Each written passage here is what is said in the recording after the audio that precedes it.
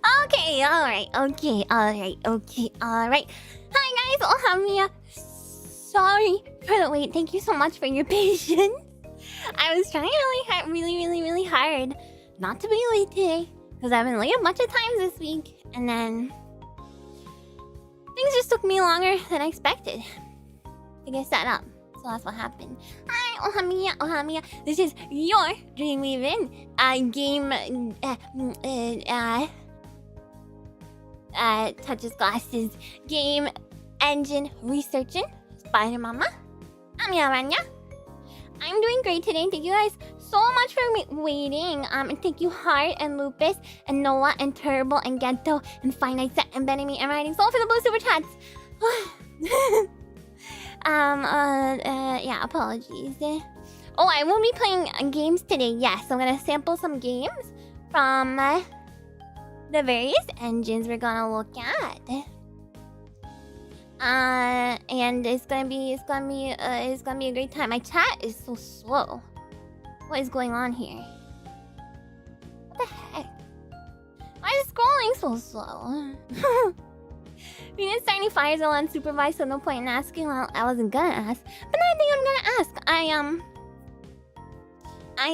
You haven't had coffee? Well, you guys are allowed to have coffee. That's not a problem. Just don't go crazy. I'm a bit late today. I know. I'm so sorry. I apologize. Yeah. Basically, I had to set up the capture for like 10 different games, and it took me longer than I thought it would. I also did take a last-minute trip to the store before stream, so that didn't help. But I did get a Cinnabon, and I did get some diet root beer, which is an exceedingly oh my god. I thought I bought the wrong thing. I was about to say I did get some diet root beer, A&W root beer, which is an exceedingly rare thing to find in my stores. And then I saw it said caffeine-free root beer, and I was like, wait, it's not diet, it's just caffeine-free. But then I remembered all A&W root beer is caffeine-free, and it also just says diet on the bottle, so it's definitely diet root beer. Oh, that freaked me out a little bit. I didn't order my pizza yet. I'll probably order it in about an hour or so. Yeah, diet root beer. I thought you could only get this like at A&W, like at the restaurant, and it's amazing. It's amazing. I'm so happy. Although a little bit disappointed. I kind of forgot that it does not have caffeine in it, and I would like caffeine because I don't know. It just makes me feel. It just makes me feel alive, you know. Oh, what is wrong with my chat? I hate this.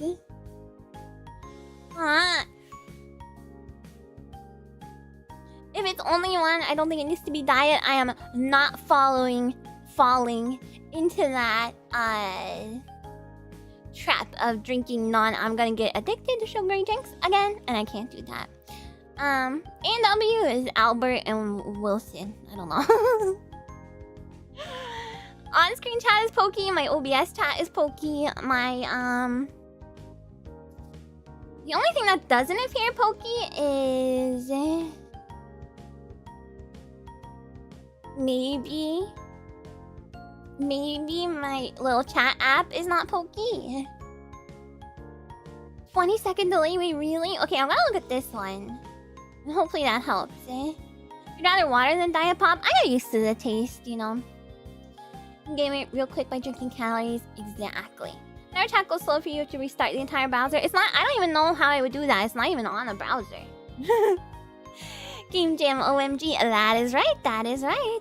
It is. You know what? I'm gonna close my OBS chat altogether so that I don't even bother looking at it, because I'm just gonna keep looking at it. It's gonna keep confusing me. 20 seconds until she sees Amiku. I miss meals. Was it really delayed? Android? Hello? Are it's your birthday. Now you're closer to the great beyond. Is it your birthday? Getting away from drinking liquid should be against the laws of physics. I agree. We have to post better to stay in top chat. I think this shows everything. I think. I'm sorry if it doesn't. I'm sorry. I remember trying diet soda back then. I felt mid back when. I had to get an app that spoofs Chrome to fix YouTube. You know, Some people are saying it's because of the UI updates. I saw other people on Twitter and stuff being like, YouTube is making YouTube slow for people using an ad blocker. No, I think I can see you guys now through my little app. Android, happy freaking birthday! Happy birthday to you! Happy birthday to you! Happy birthday, dear Android! Happy birthday to you! Oh. I'm going to sample my diet root beer, even though I know what it tastes like because I always get it at A&W. No difference for you yet. You look live enough. Here, I'm gonna read things as they come in. You guys tell me.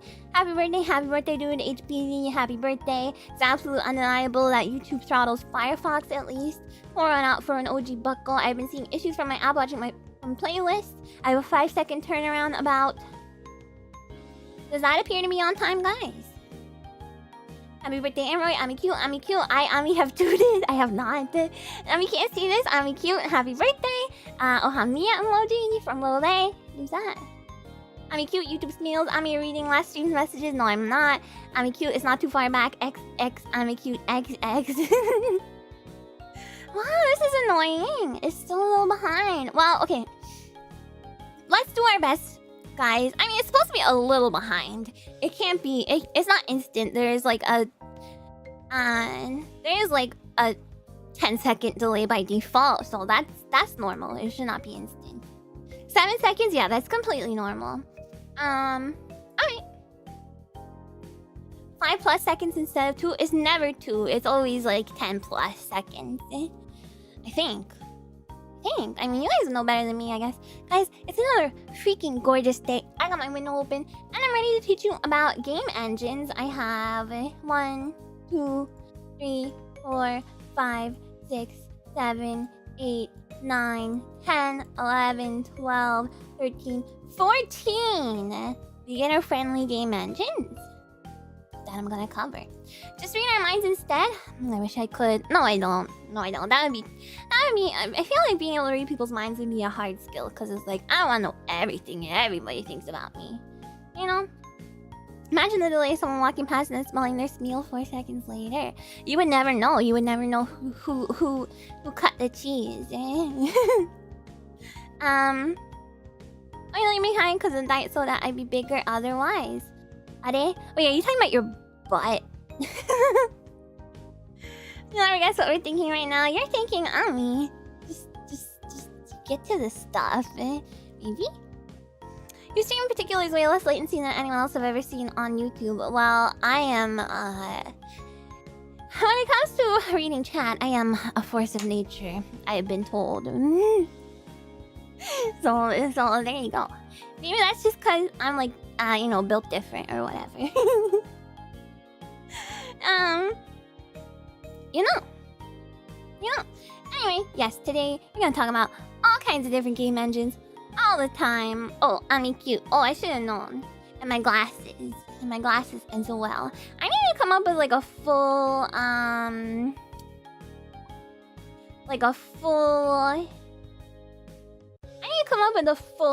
teacher's outfit. It'd be funny in the backseat for this much delay. Not gonna buy. Well, I don't know how you could possibly backseat, but yes, it would be funny and it would be stupid because it might be funny for you, but I would probably just get angry. To be honest, I'd be like, that happened 20 seconds ago. You're actually one of the best interacting streamers. Oh, thank you. It's hard. I'm just like a really quick reader, you know. It's hard. I don't blame any streamer for being like, whoa, it's too much to keep up with, you know. But anyway, hello, you guys. Amiya. What was I going to say? I think I was just gonna say hi to everyone. Oh, in addition to the presentation about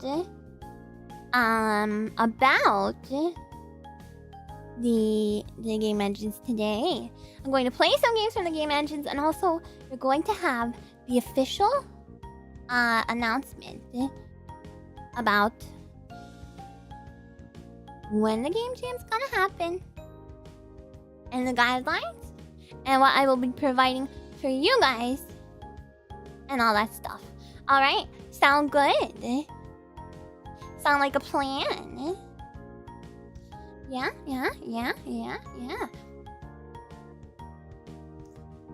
Did you learn your reading skills from being on bulletin boards in the 90s? No. I'm just like a quick reader. Meow, meow, meow, meow, meow, meow, meow. Very good, very good. Yay! Yay! I think there's people barbecuing outside. I can hear it and I can smell it. Well, I can't hear the barbecue. I can just hear people. And I can smell the barbecue. And I'm jealous. But I'm having pizza, so... You know, I'm gonna have Little Caesars and cinnamon bun later, so what do I care? What do I give a care?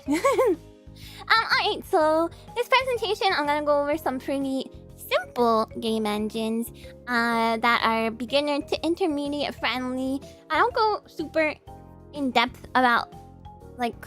all of them because, of course, I don't personally know. I have not personally used every single one of these. Yeah, I don't like hear the sizzle or anything. I just hear people like chattering out there. It is a gorgeous day, so I don't blame them. I'm not gonna be talking about every single one because obviously I've not used every single one, so I won't go into like super duper detail. But I will go over briefly and play some games so you can get an idea of what they do, and it's gonna be a fun time. It's gonna be a fun time. I think. I hope it's at least a little bit interesting, and I hope the end goal is that, well, first of all, to teach you about the game jam, and what the guidelines are and when it's gonna happen, and second off, to show you that you too can make a game. In fact, I don't feel like it's unusual to say, if I can make a game, then you can make a game. I hope we get to see Godot in action. I've been waiting for that for so long. So I don't cover like the big... These are like more niche ones that are more designed for like, you know, smaller games. So I'm not covering Godot or Game Maker or Unity or anything like that. And I think most people know about them anyway. This game jam that we totally don't have foreknowledge of. Well, I mean, you do. And one of the guidelines is actually that if you started making like assets for a game in preparation of this particular game jam, then that's fine. I almost spilled my root beer. I should put the cap on.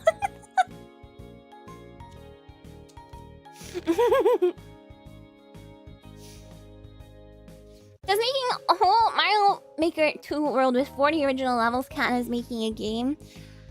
I would say no, but I will be allowing in a separate category. I'm gonna be allowing mods and also hacks and things like Doom WADs if you want to make something. It just has to fit within the other guidelines of just being like Ami or Bucko related or being made with Ami or Buckos or the community in mind. No. So, without further ado, let me say hi to everyone and then we'll get started. Hello Cyber Soldier and Cloudy and Big Guy, and oh yeah, while I'm saying hi to you guys, I'm scrolled to the bottom of this chat, so I'm not gonna see any new chat show up. I'm sorry. I can kind of see you a little bit in the smaller chat here, but yeah. I'm sorry. Hello Big Guy and No Fun Zone and Flash Tirade and ZR and Salticid and Psycho and Seek and Kevin and Gildrian and Heart and Turbo and Megu and Ohamiya Blau and DJ and Iron Stag and Nope and Madvin and FC and Koala Slime and Mephi and Zabolisk and Electronic Pig and Railgun only my real good hello Matthew. I am gonna look back though, so don't be weird, okay? Hello Riley and Hero and Noah, and hello to Mouse and Hussar and Lurkers and Bob Watchers and Altirin and Scup and Banana Cup and hello Local Man and Liquid Cat. Hello to... It is tiny. What is SMBX? It's like 1 bit. What is SMBX? Super Mario Brothers X? What is that? Hello, Scop and Banana Cop and Local Man, and hello, Good Cat and K7 and Lupus, and sorry, I don't know why sometimes I say I don't mean to like say your name in an uninterested way. Sometimes it's just like it just happens. Hello, Lupus. Hello, Indecisive, and Nissan Momo, and Shadow B, and hello, Cat Bus, and because I'm trying to like vary my tone so it's not like the whole time, but then I vary it till I go like too far in the other direction. Sorry.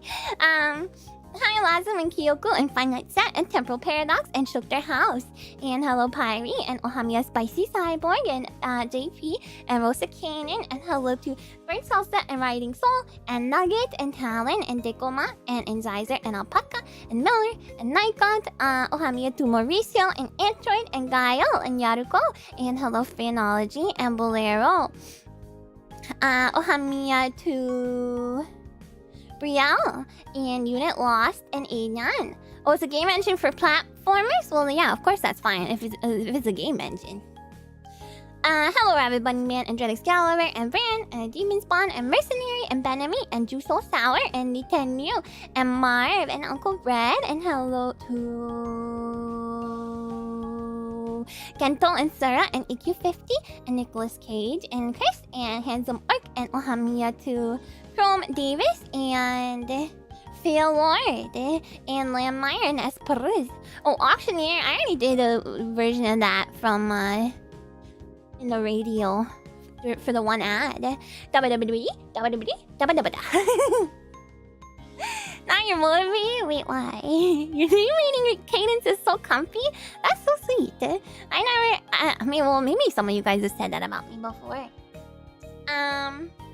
This is a Bucko's Make Games Jam. Yes, I'm kind of trying to like look at the on-screen chat as I go. Hello, Landmire, and Esperus, and John Zero, and N. It's more like a Mario Bros. Level maker. Okay, if you're using something like that, ask yourself this question: can I make a game that is appropriate for an Ami and Bucko related game jam? You know, with the thing that I'm trying to use. So it's gotta be on theme in some way, right? Who's gonna make the 200+ hour open world survival game with crafty RPG elements? Probably no one. Also there's a clause that I probably will not be able to finish some of the games. If you guys decide to make a really long game, I might not be able to finish them on stream, but I will definitely finish them on my own. It's being read by Ami's Cottony and Fred Cottony. I love that. You can swap the sprites? Well, yeah. Then, yeah, you could. It's getting streamed. The games will be getting streamed. Yes. Yeah. Hello, Retech and Mr. Beardy Face and Absolute Link and Cosmic Spear. And hello to Smoker Mega Drive. Yeah, I know my model keeps freezing. Sorry, guys, because I'm moving my phone aside to see the chat on OBS, so it's not like reading my face anymore. To see my like on-screen chat. Hello, Smoker Mega Drive, and Seth Rain, and Valerian, and Maximus, and Peppermint, and hello, Peace Out, and Nathaniel, and Cecil, and Arcana, and Hiders, and hello to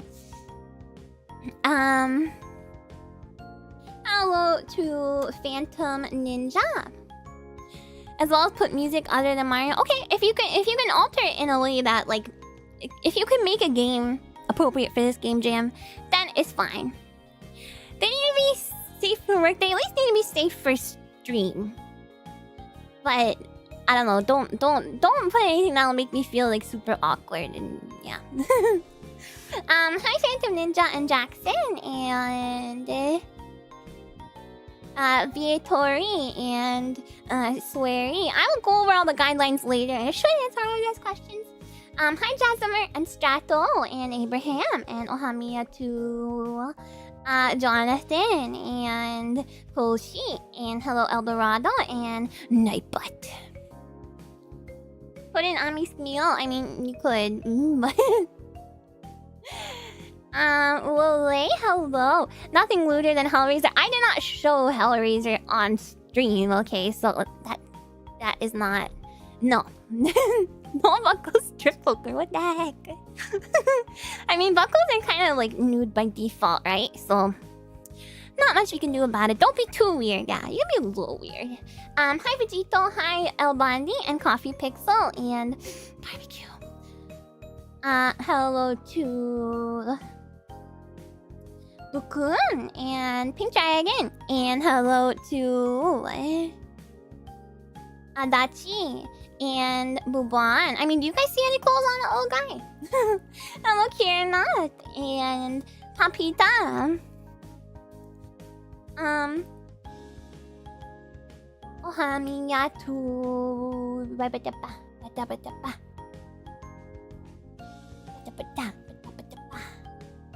Storm and GX8 player, and hello to Void of Warranty and Roger.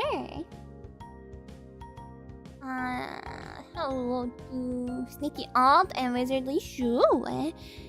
And oh boy. Oh, Sneaky Alt, and hello to Cecilio and Optimal. Cecilio, you're breaking my heart. Hello Batsu and Faust and Sea Line and Alejandro. I think that's everyone. My overalls are made of expensive invisible fabrics. I paid a lot for them. Well, you could just not wear. Okay, alright. That's like the Emperor's new clothes or whatever. They were like, it's clothing made of invisible fabric. Clothes is for suckers. Sure. I can at least agree that pants are for suckers. Yeah. Anyway, hi guys. I'm all caught up. You're wearing a streamer uniform? That's not the streamer uniform. It might be the Bucko streamer uniform. Nature made you safe for work. Well, they didn't actually. Not unless you were born with clothes on. Only a pure of heart can see Bucko clothing, so none of us really. What about Ami?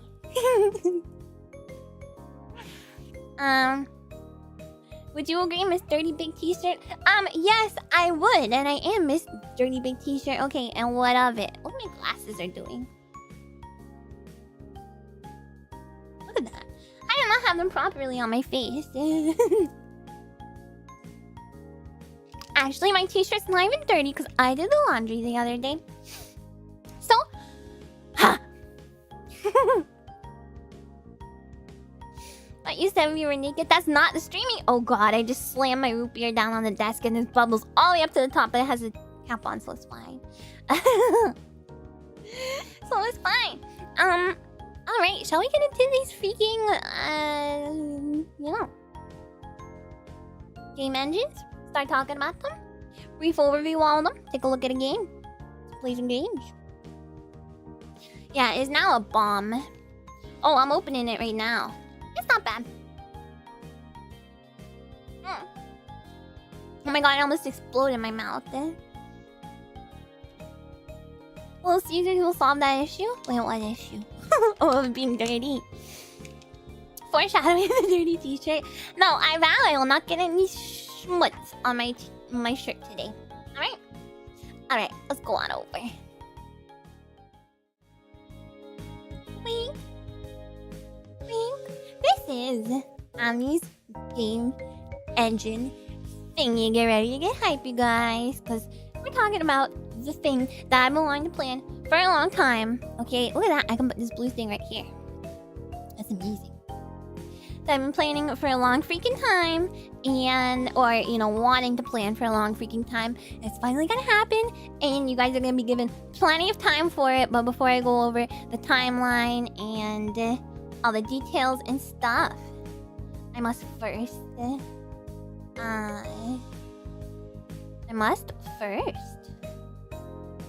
show you some of the engines. I think I might try and open my chat dock again. Starboard, yeah! So let me just do that real quick before I get going. Hopefully it somehow fixed itself, eh? You're hitting start, but nothing's happening. Oh yeah, I think it did fix itself. Epic! Hi, DJ Frostbite. What'd you miss? Just hellos. Not much other than that, though. Welcome, welcome. Alright, I got my chat box back. I heard that they were gonna start making YouTube slow for people who are using ad blockers. It's just what I heard. Just what I heard. Alright.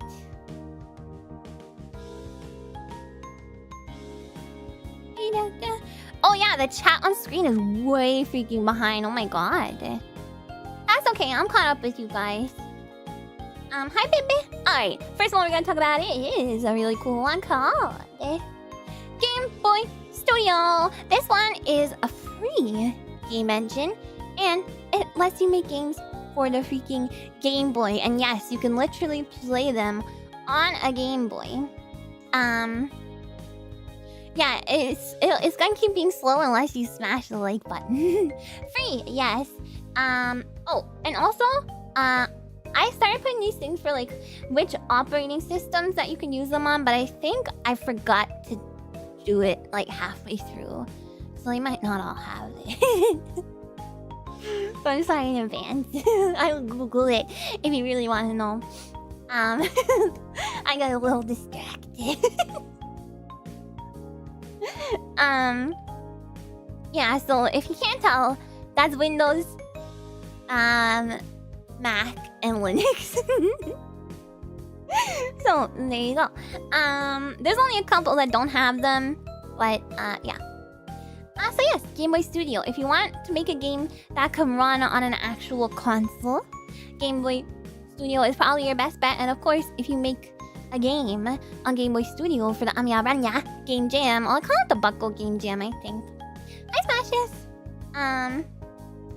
Then I'm gonna play it on my analog pocket. I'll do you the honor of that if you decide to make a Game Boy game. The new Windows logo kind of sucks. It does. Yeah. Huck's put on that mask. Is this Linux jokes? You guys know I don't understand your Linux jokes, eh? So some of these game engines don't work on any OS. No, they all work on at least Windows. That's for sure. So, I always had this like image in my mind that would be really difficult to develop games for not even just Game Boy, but any console.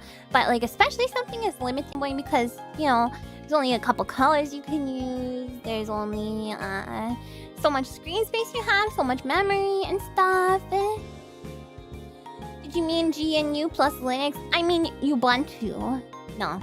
I meant whatever it's called. You guys know what I mean. Alright, let's not do this. And supposedly, not only is this one not that difficult to use, supposedly it's pretty simple to use for beginners as well. Yeah. So, Salda said you'd like to interject about what? Is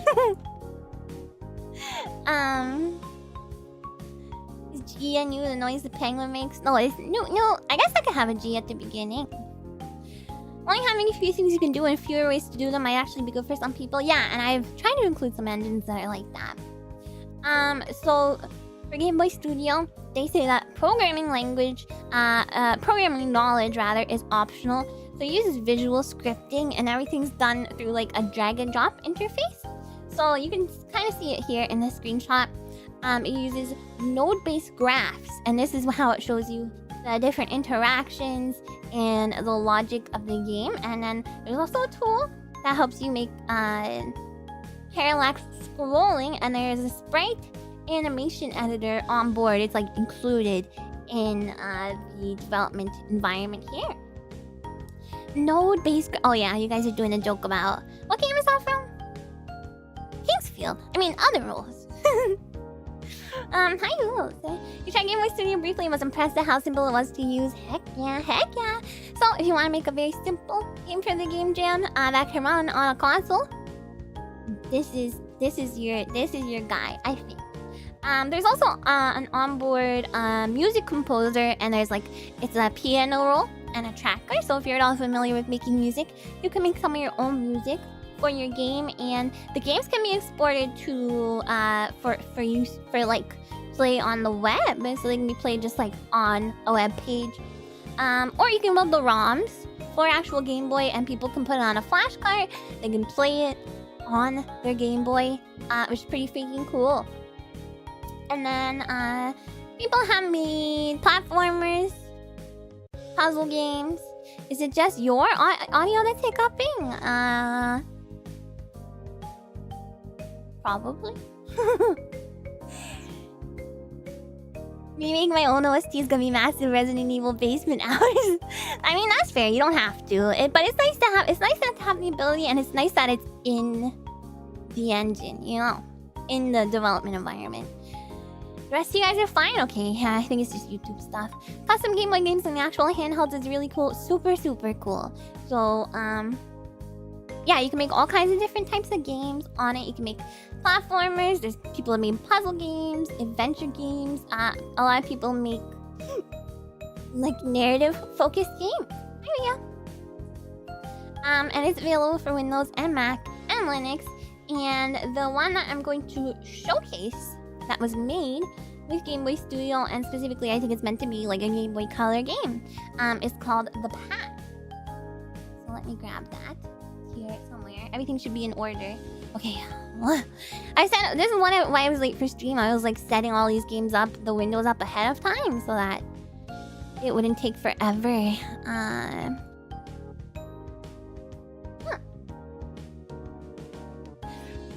a bit shaky in YouTube land, yeah. Not a small hiccup, but I have poor service currently. I think it's probably YouTube rather than any of you guys. Hi, Lyrical Curry presentation, 10 out of 10 as usual. Oh, thank you. It's not done yet, though. Alright, let's check out this game, shall we?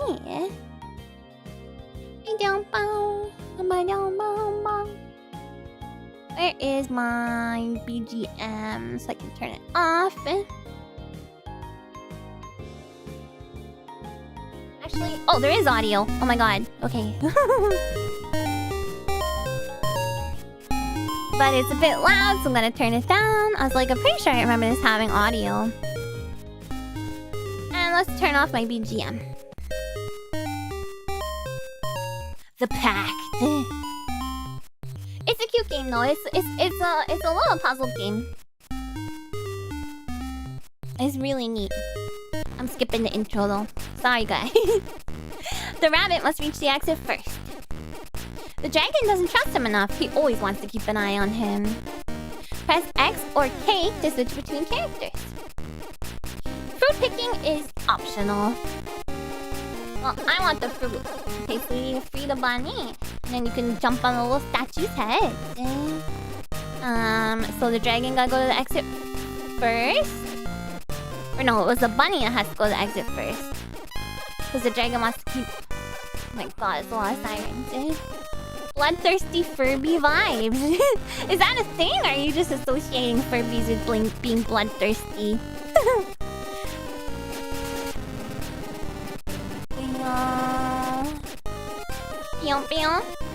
The games are not Game Boy Color styled. The games are Game Boy Color styled, not little ROMs. No, they are. They are little ROMs for the hardware. They are. You can put this game on a Game Boy. Hi, Akatsuki. I need to turn it down though, because it's quite loud.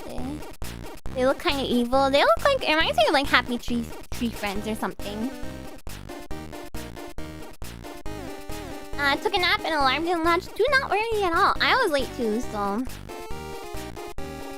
You got tripped up by instructions having keyboard keys? Yeah, I mean, this person probably exported it for... Well, obviously they exported it for web, so... They probably have another version that would be appropriate for... Yeah.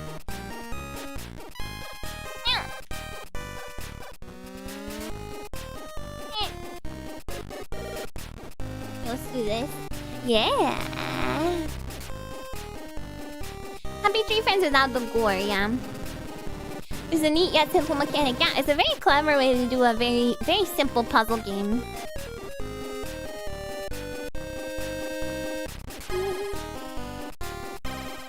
Imagine flashing this on a cart and seeing the instructions on screen.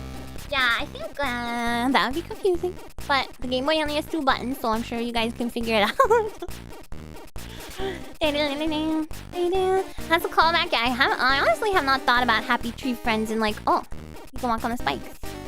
In like several thousand years. Game Boy Studio. What the heck? Oh, what if I eat? Oh, yeah. I'm gonna assume that the bunny cannot walk on these spikes. Oh, I died. Yeah, the dragon has a thick skin. It said I shouldn't have skipped the tutorial text. I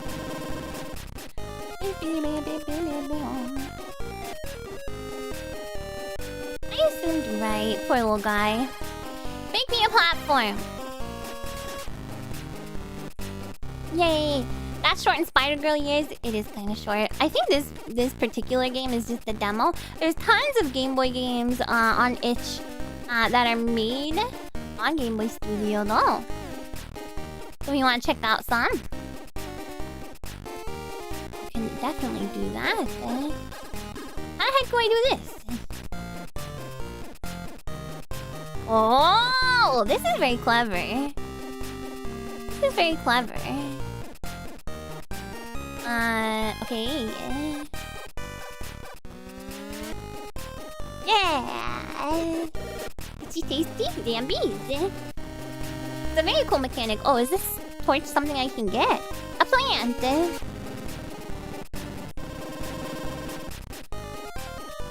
Someone made a Silent Hill game in Game Boy Studio. I might be misremembering though. I definitely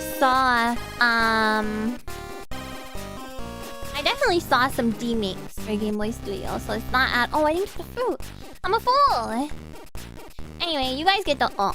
I was about to say, you guys get the idea, and then I died. It's kind of addicting. Yeah. I see, I gotta put this guy here. And then put this guy here. And then put this guy here. Yeah. I'm curious, can I collect these torches? Let's see. Doesn't seem like it. Nah. Not even wanting that strawberry. I think it's a slice of watermelon. Look at this dork gaming it up. Why? It's not that crazy. I'm gonna stop though. I don't want to spend too long on these. So that was The Pack, and that is by what is their name? By Alalon Gomez. But the music is by Sloopy Goop. Is apparently the person who made the name's music. Very interesting. So that's an example of the type of game you can make on Game Boy Studio. Now where's my BGM again? BG. I wish on OBS you could like click on something and then like click a letter and then it would bring you to the stuff that starts with that letter, like on every other thing that has things you can select. Or I could just have my BGM at the top or the bottom and then I would never lose it. I'm gonna put it at the very top. A solid example, yeah. Can't have too much fun on an educational stream, am I right? I always have so much fun because I can never stop talking. I stalk nobody. I talk a bazillion miles a minute. It's bad. And my throat always hurts at the end. I talk too much. Yay! Patch. That's Game Boy still.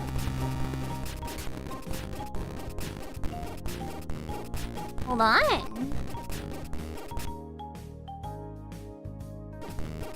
Wait. So that's Game Boy Studio. Alright. Are you guys ready to hear about the next one? I don't stalk. I don't stalk. I'm not a stonker. Although, you know, I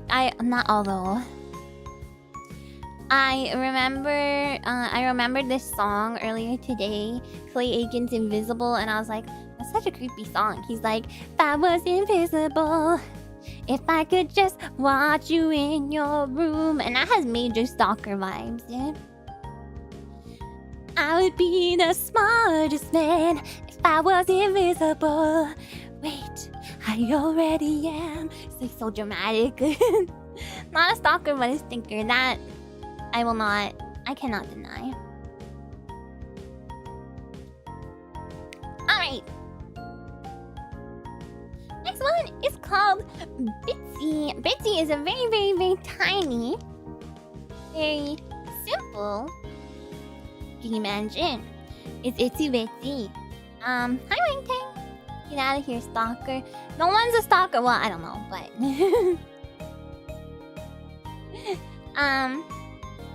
more proof that hot people can get away with anything. Wait, you're talking about Clay Aiken? Yeah. Never thought about it for sure. Yeah. More like Clay Creepin'. That's right. Stalker, no stalking. Yeah, so this is Bitsy. And it's called Minimalist Game Development is the subtitle. And it's a really great tool for making small and short, minimalist, as the name suggests, games. Yeah, Clay Aiken is the American Idol guy. Hello, Mako Mako. Konnichiwa. Ohayo. So a lot of the games that are made with Bitsy are more narrative focused, and there is a few puzzle games throughout. What if you can make Faith in this? I need to think more. I need to know more about what Faith is. Might be a little bit advanced for this. I could probably make something similar. You can get away with stalking us too then? I don't want to... I have no desire to stalk anybody.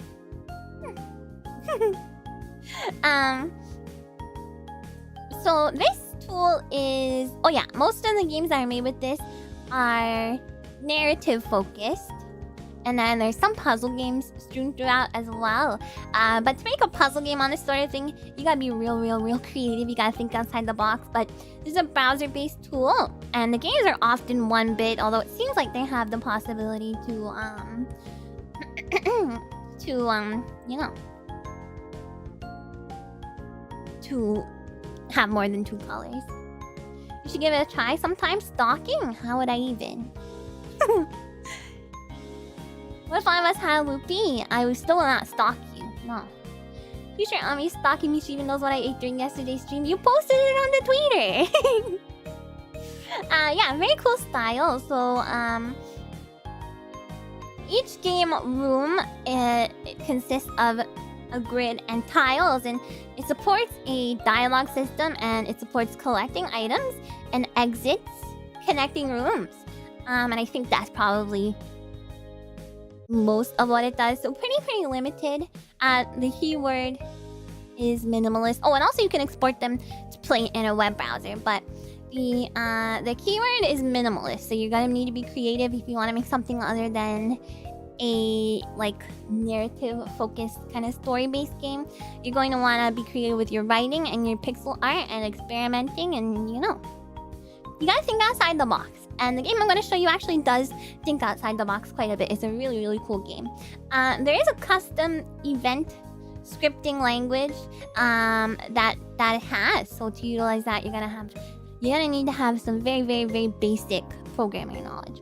But let me show you guys the game that I chose to show off what Bitsy can do. You will see that it's very primitive.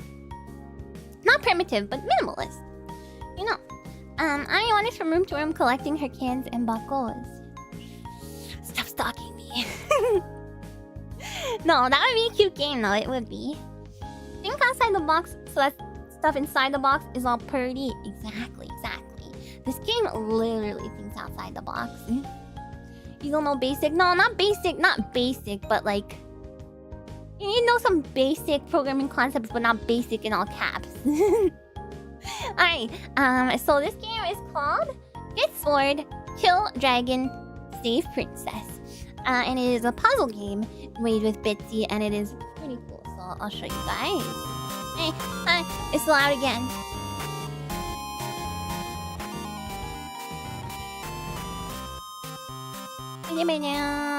Oh, and it does have music. It does support music, so wonder what you do in it. Seems straightforward, right? You only have acidic coding knowledge. You guys stop. It seems straightforward, but is it? Get sword, kill dragon, save princess. Alright, so this is the sword. You got a sword. Let's go kill the dragon. You kill the dragon with the sword. Alright, now let's go to the tower and save the princess. You saved the princess. Success! Now we're on level 1.1, so now there's no sword. So what do? If I try and kill the dragon, it says you don't have a sword. You try to slay the mighty dragon with your bare hands, but it doesn't end well. Get your sword! Okay, so we have to find a sword. I see a sword. Can I get to it? Oh! You pick up the sword! Yeah! Hi, Igor! Love how Ami says sword. I didn't know. That's how it's spelled. You kill the dragon with the sword. It is cheeky. It's very, very clever. Very, very clever use of this game engine, where most of the games are fairly basic story focused. Didn't you save the princess? You can just go home. I haven't saved her yet. Hi, Korok.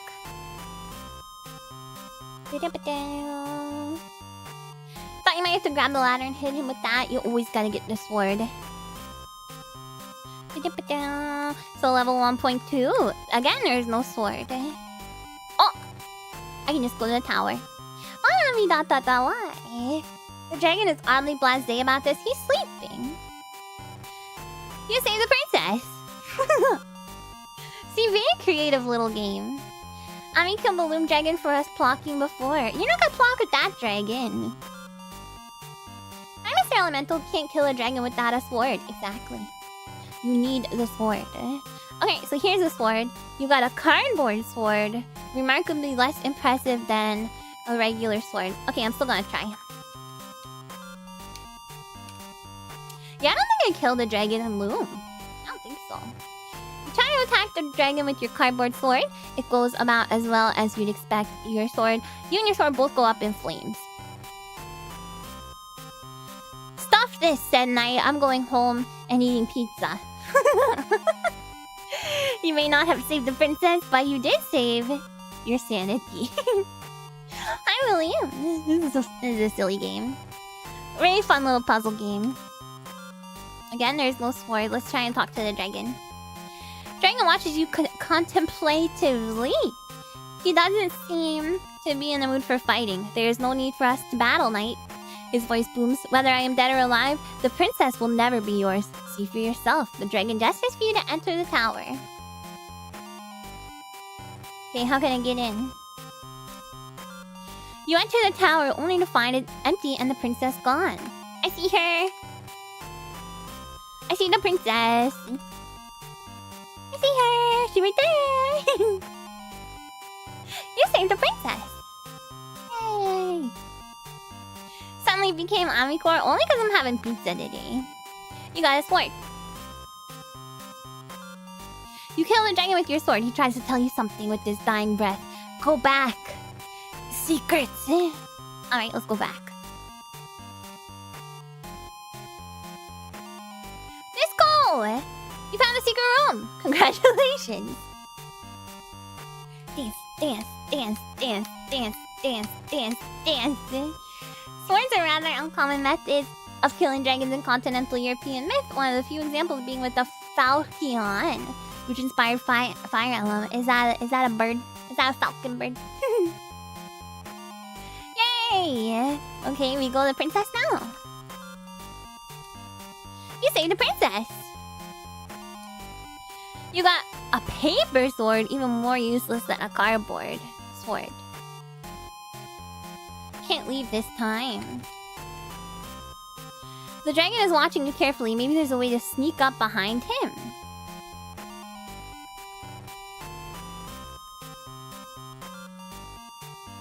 I can't get back in. Oh, okay. I saved the princess. Yeah! Alright. So that is the... Oh, it's a type of sword. Oh, sorry. Well, then that's a sword. Spoken by someone that has never had a bad paper cut. Oh my god, if you ever get a paper cut like in between your fingers, it sucks. It sucks. Anyway, I think I showed enough in this game. To give you an idea of what you can do if you get creative with Bitsy, although it is very, very, very simple, minimalist game engine. Do we skip level 1.6? I don't know. I wasn't paying attention after a certain point to the level numbers. Ever get a paper cut from tinfoil? That's a foil cut. Oh, I'm sorry. I'm sorry. That was disgusting. I should not have said that. How do you get a paper cut from tin? It's tin. It's a tin cut. Alright, you guys. I know this is an early interruption to our little presentation here. But I'm gonna go order pizza. Alright, so you guys be good while I'm gone and be game developers, okay? I already know what I'm getting. I'll be very quick. Alright. Be right back.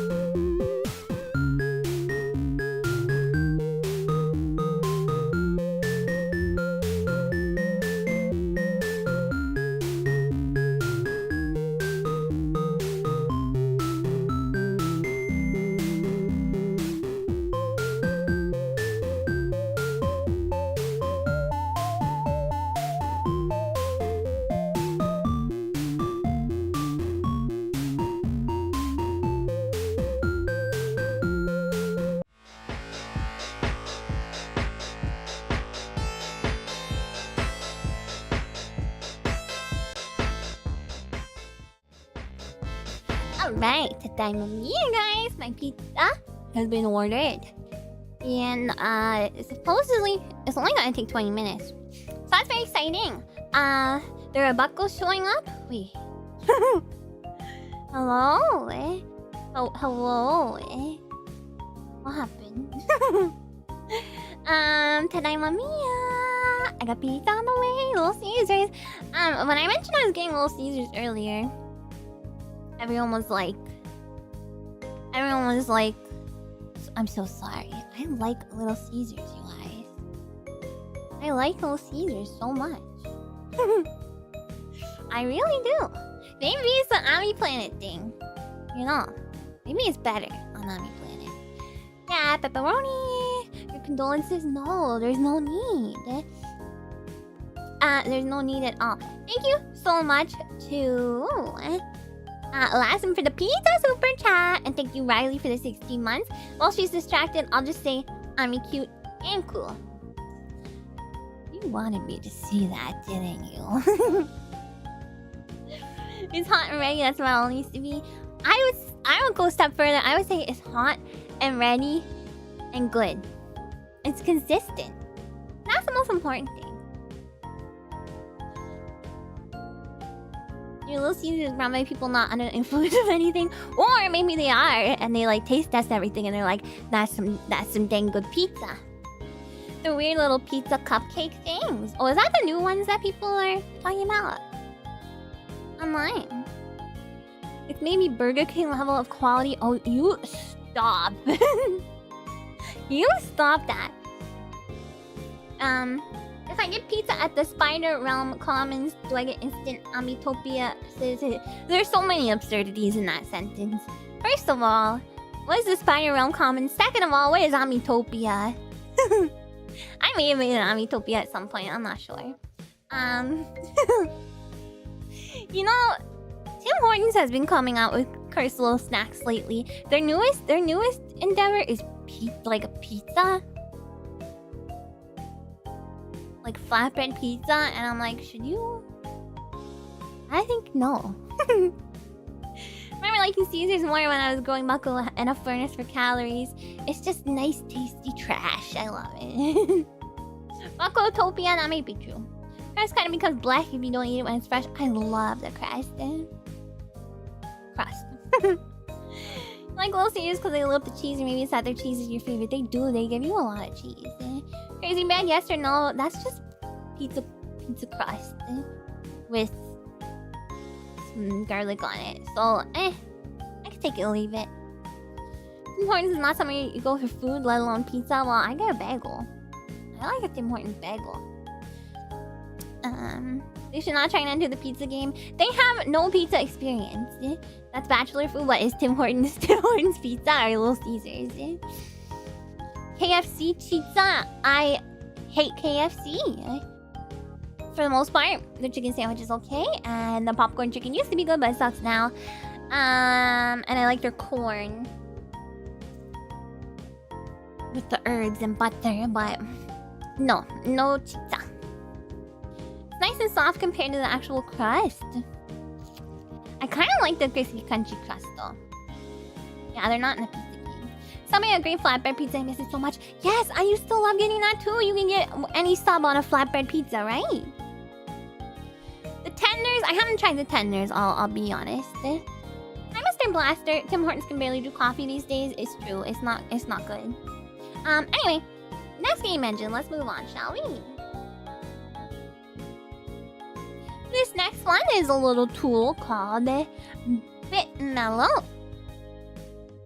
Bitmomo, and is another one of the really neat all-in-one kind of development environments for making 2D games, and you can make the pixel art for it in the development environment, and you can make the sprites and the tile maps and basically everything in it, and the music and sounds. Try Popeyes recently. It's okay, but KFC has better chicken. I find that very shocking. Anyway, the reason I put question mark on the Apple and the Linux, the Penguin, is because it has like a web-based version. So I'm not sure if those work for like it's not just a desktop app is my point. So the desktop app is definitely just Windows, but there is a web version, so it might work on these other ones. I'm not entirely sure. So yeah, it's all in one. And you can use it on the web if you'd like. You can play test it. Apple's frienderful. Popeyes is kind of bland. I feel like my local Popeyes is not. We call software apps now. Did I say? I don't know why I said apps. I apologize. Apples are a friend. I love apples. Hi Randy. So, yeah, you can make the audio, you can play test, you can create sprites in the tile maps, and you can code all in one. And the documentation is actually included in the engine itself too. It's really, really convenient. I just opened it to kind of test it out. There's a little arrow on the side of the editor, and you can expand it, and it will show you the tutorials and the documentation that is relevant to what you're doing at the very moment. And you can view it while you're inside the editor, so you never have to leave the editor to look at documentation or to find information about what you're doing. The sad thing about it is, pretty much, this is the documentation that is in the development environment is pretty much the only documentation that exists for this. I was not able to find any games made with Bitmomo that were not made by the developer of the engine itself. But I wanted to include it because it's an all-in-one. It looks really handy. And when I opened it and when I was playing around with it, I was able to I was like, I can see how this works, you know? So I decided to include it. It has a pixel art and tile map editor built into it. It's very straightforward. The tools, however, are a little bit limited. So you can draw, you can erase, you can select, you can move. There's a color picker. You can, I think, do lines and stuff. There's like a line tool. And it doesn't seem like there's an ability to import things that you've made externally. Although I have not personally tested that, so I'm not sure. There may be.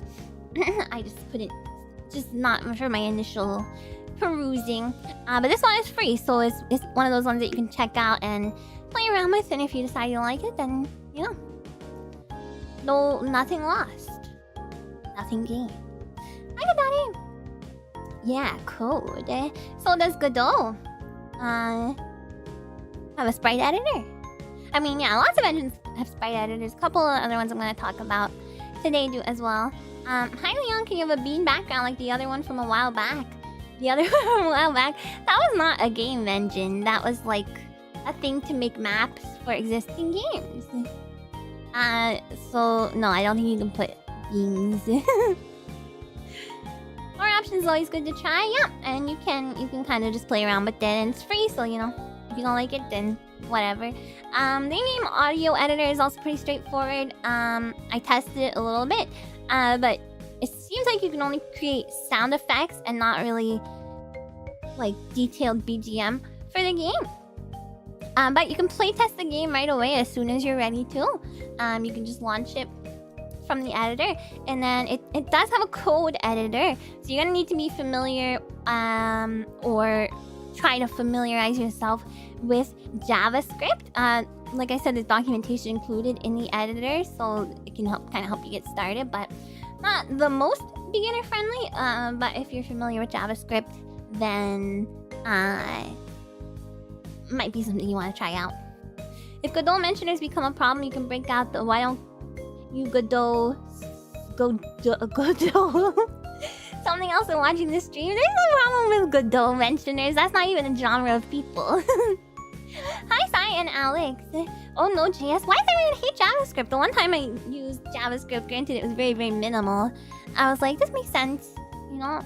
But maybe once you get more advanced, it doesn't. So the game I'm gonna play from this is using JavaScript meant for web applications. Oh, it is. The games do export as a web application. Everyone hates JavaScript. Oh my god. Okay, well then don't use this, I guess. But I will show you a game. It's called Katana. Where are you, Katana? And this is a game that the developer of the engine itself, himself made. JavaScript punch your puppy. Yeah, katana is Japanese for Japanese sword, by the way. Here it is. So this one is kind of a rhythm game in a weird way. It's really cool. Not Dai Katana, just regular katana. Here it is.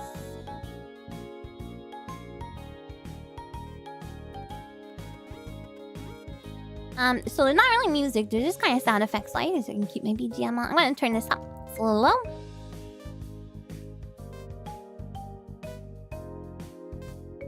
Hi, Dirt Magician! So you guys can hear the sound. So on every other beat, these little blocks here disappear. And then you gotta get to the end, and you got to slash the thing. Oh, I messed up. Seems better than Dai Katana. Katana means sword, but in practice refers to traditional Japanese swords. No, katana means Japanese sword.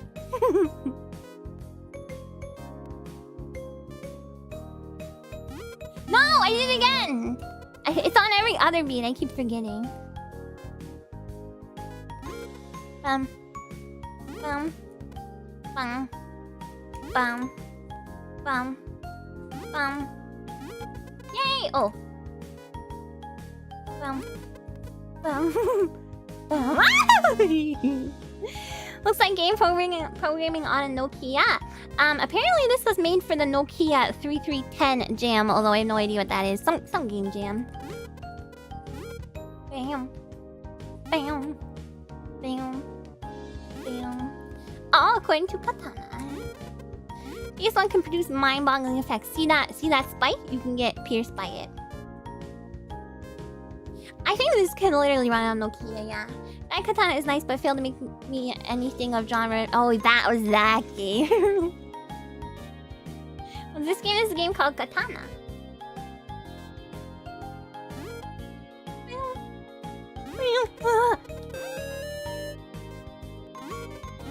So a very simple game. Not exactly a puzzle game. Kind of just rhythm-based, you know. Yeah, it was made for the Nokia Jam. But I don't know any of the details about that game jam, and if it's something that is made for people to like actually be able to be played on a Nokia 3310 phone. Okay, so it got faster.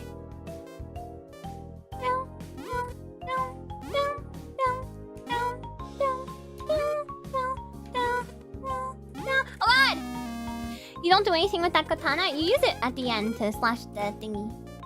The flag. This is Raiden? Sure.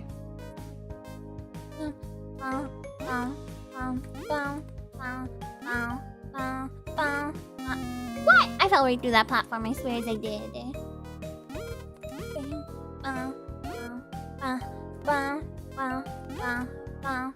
I keep forgetting.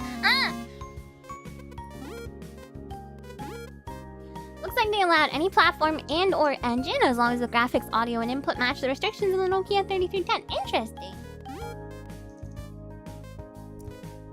You like how the ahoge wobbles? It's not a proper ahoge, I can tell. Staying alive. Staying alive. Staying alive. How do I do that? I guess I gotta jump over this bike. Staying alive. Frick! Love the glasses, thank you.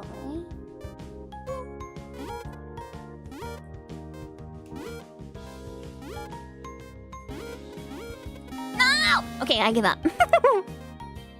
The proper algae has the stability of a well-rooted tree. Yes, and you are not able to nom on it.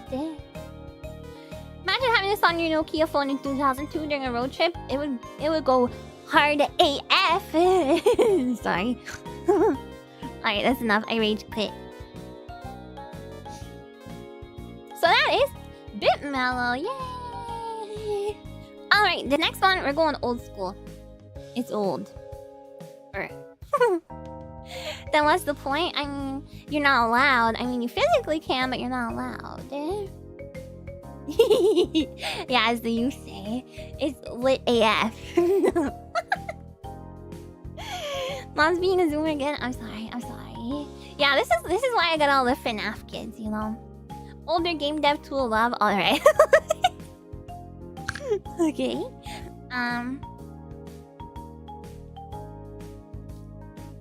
This is Quest. I don't think it's that old. I don't actually know what year it came out. It just kind of looks old to me. Quest. Yay! So this may be the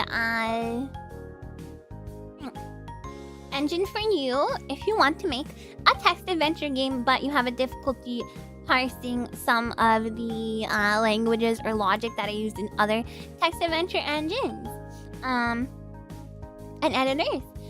So it can be used in browser. That's why I have the question marks again, or as a standalone desktop thingy. Although I could not get the browser version to load. Maybe it was just not compatible with. I don't know whether I was using Chrome or Firefox. Yeah, the logo is very, you know, graphic design is my passion kind of vibe. So there's that. What were they thinking? The best thing about it is that it makes it really, really easy to make your text adventure game. So most of the story elements, like the characters and the scenes and the items, are drag and drop. Although you can create custom commands with it. I think it's a custom language, but they describe it as similar to C++/Java is how they describe it. And there are some built-in functions from Visual Basic. Drag and drop. Yeah, the logo kind of looks like word art. But you see why I say it's old, you know? Because, like, this doesn't look like it's been updated in a while. The T was downloaded from the You and Download a Car commercial. Totally. The this is your brain on drugs ads. Visual Basic, yes. But aside from doing more fancy stuff, the interface is completely visual. So it supports making text adventure games, and there you can have multiple branching outcomes, and then whatever decision the player makes can affect the final story. And there's some pretty robust text formatting options. So you can use different fonts and different colors. You can change the way the text looks. So instead of being like a standard text console like appearance, so that's pretty neat. Gotta head out. Have fun. I'll catch the vlog for the game jam info. See you, Koshi. I'll make an announcement as well. Brain on Quest. Yeah, exactly. Like that old commercial. Doesn't look like it's been updated for a while. Me looking in the mirror. Oh, stop it. You can use Helvetica. You can use Comic Sans. You can use Papyrus. You know. You can use Chicken Scratch. Never heard of drag and drop? No. People in the chat are joking. It's drag and drop. Luckily, you don't need graphic design for text-based games, so this looks fine for its purpose. Exactly. So that should be perfect. What else? The website for Quest has a ton of documentation and lots of tutorials as well. If you're not sure, you know, how to do it. And for this engine, the focus is text, so ideally you're gonna want to have some good storytelling abilities or the ability to kind of make some puzzles that would appear in a text adventure style environment. And you'll probably want to have played a text-based adventure game before to be able to effectively use this and to show you what it is capable of. I don't know why my notes get cut off. It's very annoying. 1 second.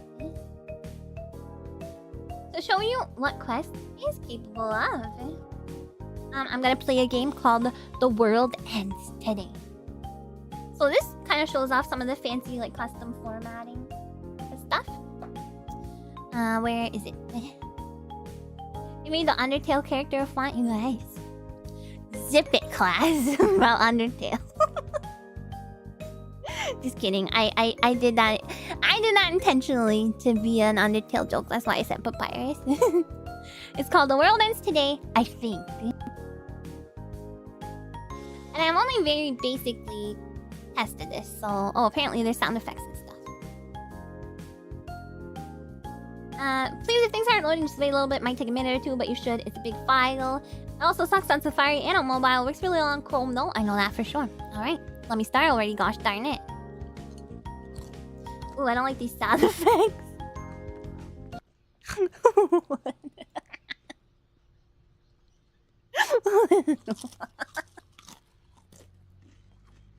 You know what?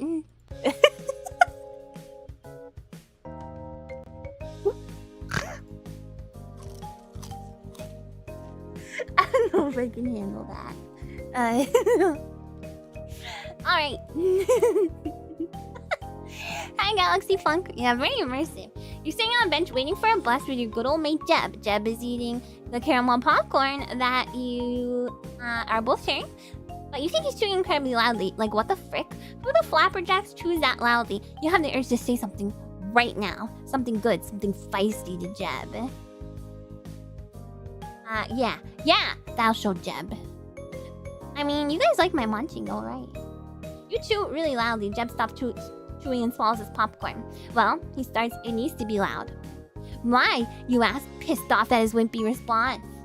For reasons you wouldn't understand. He grabs a fistful of popcorn and shoves it in his mouth and continues to crunch. Try me. I bet I understand. Jeb! Exclamation point. I mean, just letting you know your munching is cuter. Thank you! My munching never sounds like that. Never. I mean, munching is tisker. Your munching is cute. Thank you, thank you. He holds a finger up as he finishes chewing. He slowly proceeds to gulp down his popcorn. Okay, he replies quietly. Why don't you start by choosing something else? What do you mean? Jeb takes a gun out of his pocket and shoots you in the chest. This obviously catches you off guard. The bullet burns within your wound as your immune system scrambles to assess the problem. These attempts of survival, though, are useless. Come back later if it means anything to you. And don't worry, death is inevitable, so I encourage you to die more. You slowly bleed out as you wonder what the heck your choices were and how the heck you can make them now. And little did you know that moments later, the world would end. You die. I guess it's time for you to start choosing something else. Also, I think I made this accidentally look like the end, but there's more. Says Diego in a wimpy voice. Say something feisty to Jeb. Yeah, that'll show Jeb. So, weather, huh? What? Jeb blubbers out, caught off guard. Oh, weather, yeah, the weather. I think it's pretty good. Nice one. Start talking about clouds, ask him out. Hey, Jeb, Jebby boy, my pepper pal, yeah, so we've been friends for what? Like 4 years or something, you know? Like, man, Also, the world ends today, I think. Jeb interrupts. It does! Yeah, shall we dance? Wait, what about the world ending and stuff? Shh. And then suddenly, the world disappears as an eclipse blocks out the sun as an eclipse should. And when the moon finally makes its way for the light to hit the earth, Jeb reappears in a full-on tux as he extends his hand out to you. His eyes, so beautiful. You take his hand and you dance in the middle of a sidewalk. How romantic. It immediately turns into competitive swing dancing. He turns you around and throws you up in the air like a baby being thrown up in the air. And unlike a baby, he captures you ever so gracefully. After a few more 220 turns, accompanied by sassy, brassy, jazzy music, and he brings you in for a kiss. And then the world ends. Oops. If you'd like to know, judges rated scores between 5 and 7, with technique and watching the moon hurtle itself towards Earth being their prior concerns. Oh my god, my belly just made a crazy sound. There it is. Hi, Kay, are you me? He changed clothes right next to us. Well, he was off the screen. We couldn't see him, guys. Now, kiss. Oh, okay. My pizza is maybe here. Yes. Okay, let me get my pizza. What was that? Did you hear my tummy? You didn't. That was like minutes ago. That was virtually minutes ago. Tisker, you didn't hear. I'm gonna grab a pizza. Pizza any minute now. It's been hanging out there for for a couple minutes, but I'll be right back.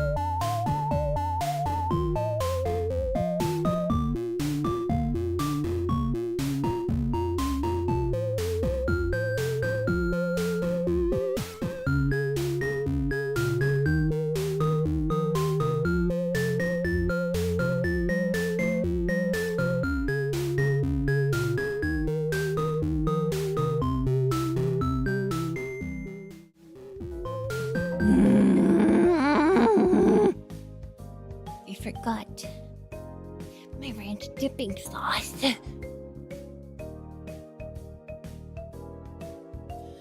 I'm livid. This better be extra delicious pizza. Yeah, I'm as angry as Marge Simpson sounds. Homie, where's the dipping sauce, homie?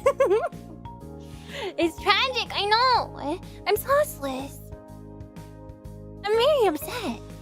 And the only sauce that I have to use is ketchup. I'm not putting ketchup on my pizza, that's just insane.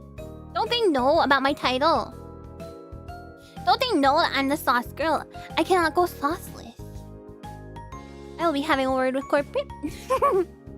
Just kidding, I don't care. I mean, I care, but I'm not doing anything about it, you know? I actually care very much.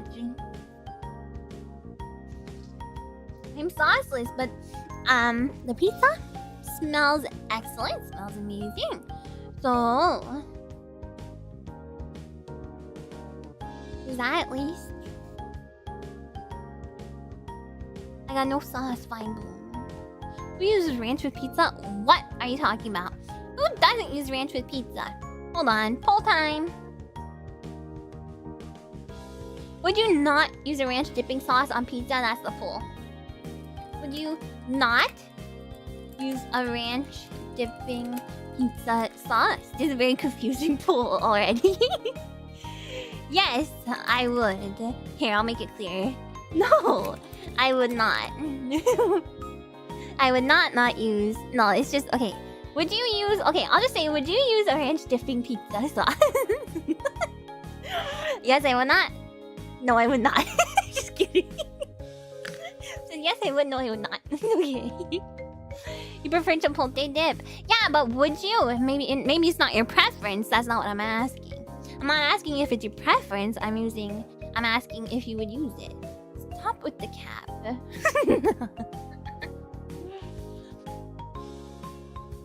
You wouldn't even use it. I'm not asking if you prefer it.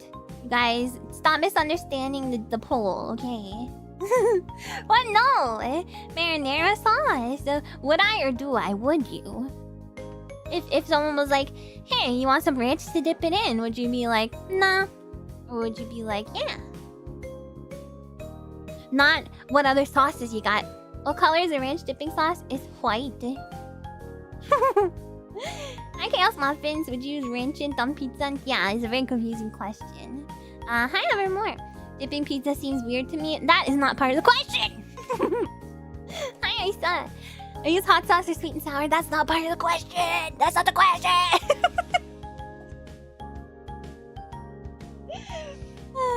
I need more double negatives. There's no double negative anymore. Eating pizza while continuing the presentation will absolutely be authentic to IRL game dev. Oh, you know I'm gonna be doing that. I only have a dipping sauce so the pizza tastes the batter, man. That's not the question, you guys. The question is, would you eat it? Not, do you like anything better? Not, I only have dipping sauce. If you're having dipping sauce and if there's ranch, would you accept it? If there's ranch and nothing else. If you want dipping sauce. Personally, garlic and herb. Oh my god. Oh my god. I'm not asking you what you do. We're not heading into an orange or red situation. This is just opinion, but nobody understands the question I'm asking because nobody's listening to me.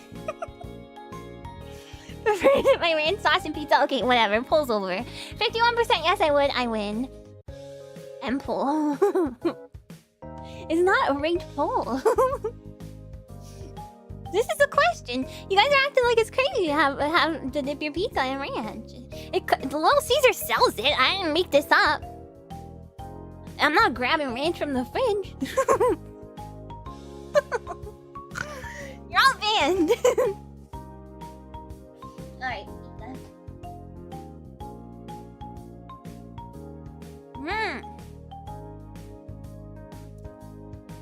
Ask better questions. I'm just curious. You don't have to answer. You can say yes or no, or you can exclude yourself from the conversation. I mean, it's angry because she has no ranch pizza sauce. I am! But now there's pizza in my mouth, so... I'm so happy.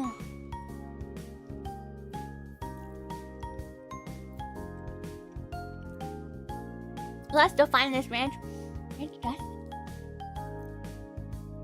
I don't have ranch in the fridge, or else I would use it. I dipped the whole pizza, baby. Your sister is a pizza rancher, so it's not crazy.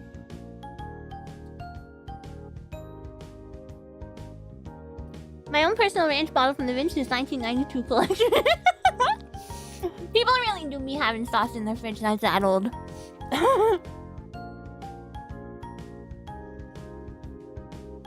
You like tasting the orange tomato pizza sauce coated sriracha in your family ranch?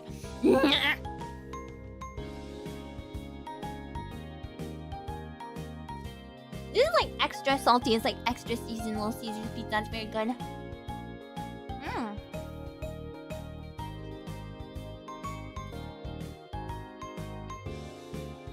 And this hypothetical, am I hungry or what am I wearing? That is not pertinent. Alright, so that's about Quest. If people Ami, what was the thing I said again? Maybe. That's so good. I love Little Caesars. Okay, so Pico 8. You guys don't know about Pico 8. I played so many Pico 8 games on stream. Oh, I'm old. Our sauce has passed its expiration, but not like super old. It's still good, I can tell. But like, if it got older than like a year, I'd be like...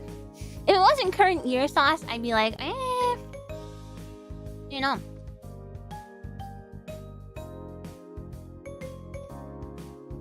So... No, I don't have ranch because I don't eat ranch often enough to like keep it in, justify keeping it in my fridge.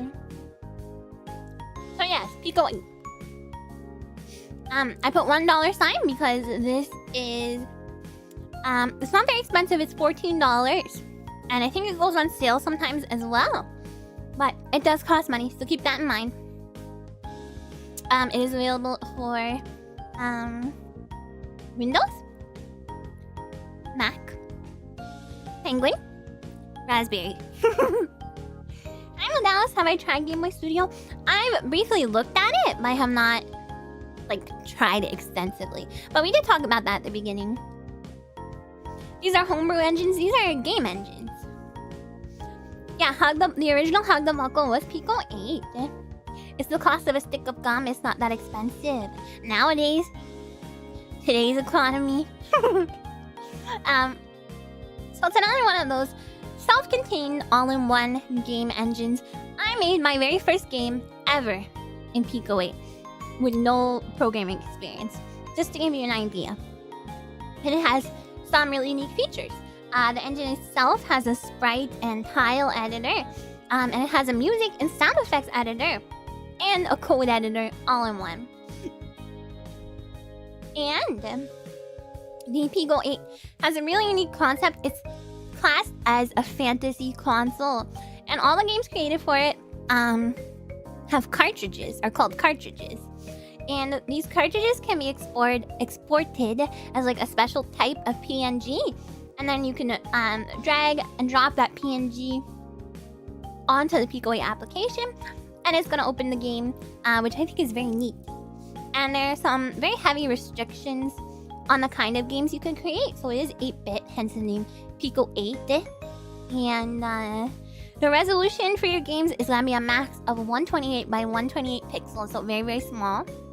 And the size of the program you can make with it is going to be a maximum of 32 kilobytes. And it has a very limited color palette, as you can see. There is 24 colors. Wait. 4, 8, 16 colors. The PNG encoding is a really unique feature. Yes, it's super cool. Can't make gacha games? No, and that's how it should be.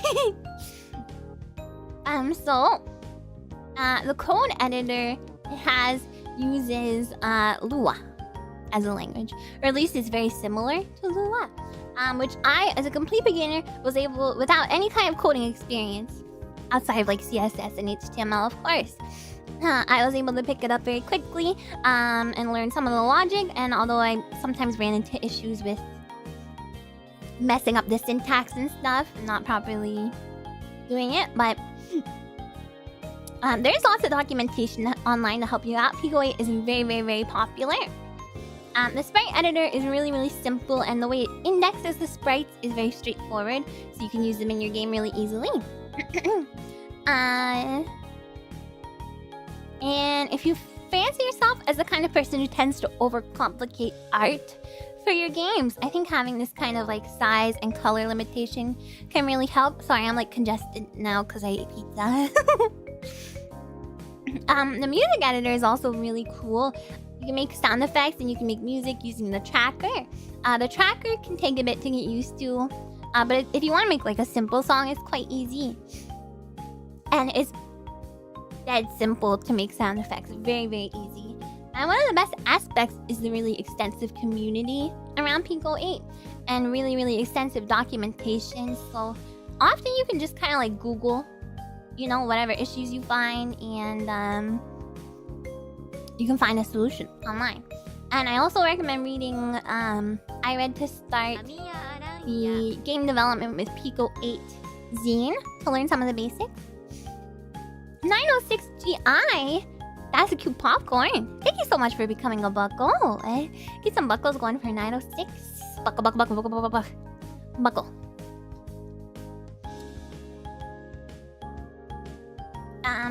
My nose got cut off again. What the heck?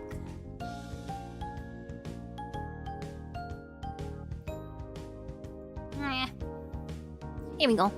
There are also lots of external tools like PicoCAD, so you can use those to make assets to use in your Pico 8 game, which is really cool. Hi Uncle Mom, and there's tons of like, a lot of people have made like quote unquote engines for Pico 8 that you can use in your game, so really cool. And yeah, you can use it on all of these different operating systems / whatever Raspberry Pi is classed as. I don't know if it's an operating system or what. I guess yeah, because it's used to operate a Raspberry Pi. So pretty cool. And I'm going to show you a very simple game made on Pico 8 that is called Welcome No Witches. One thing to keep in mind if you're digging into other people's code for Pico 8 is often minified and commentless due to size restrictions. Right, there is size restrictions on like how many characters and stuff you can put in. It's called, what is it called? Tokens? There is size restrictions on how many tokens you can have, so keep that in mind. I did not make Amigachi on Pico 8. I made the first Hug the Bucko and my keyboard on Pico 8. Amigachi and Hug the Bucko remastered I made in Game Maker. Hi Desert Punk. Tokens, characters, and raw size are the 3 restrictions. Okay. There's a free online educational edition of Pico 8 that can save and load cards, but only as P8 files. The lack of exports is one of the main limitations versus full Pico 8. So there you go. You can still try it out and see if it's something you want to use. AmiQuest's main Pico 8 file doesn't hit the token restriction, but does hit the character limit. Yes, there is AmiQuest. I played it on stream before. That was made by Banana Cup on Pico 8. Hug the Bucko Revengeance. What can I possibly add to make Hug the Bucko any different? I mean, there's lots of stuff I can add. The feature creep will get really out of hand. Alright, so this game is called Welcome No Witches, and you gotta stop the witches from coming in the party. No witches allowed. Add smooches? Well, that's the implication is that smooches are included. Yeah. I used to. A parry mechanic. Buckos fight each other. There's only one Bucko on screen at a time. A battle royale mode. Oh my god.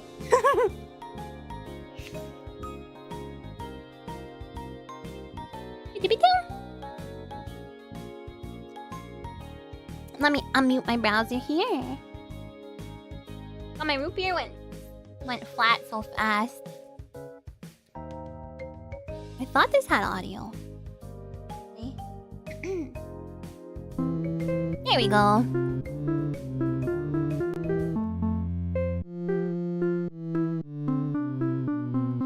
How about sandwiches? How about them? That wasn't the Statue of Liberty, that was a witch.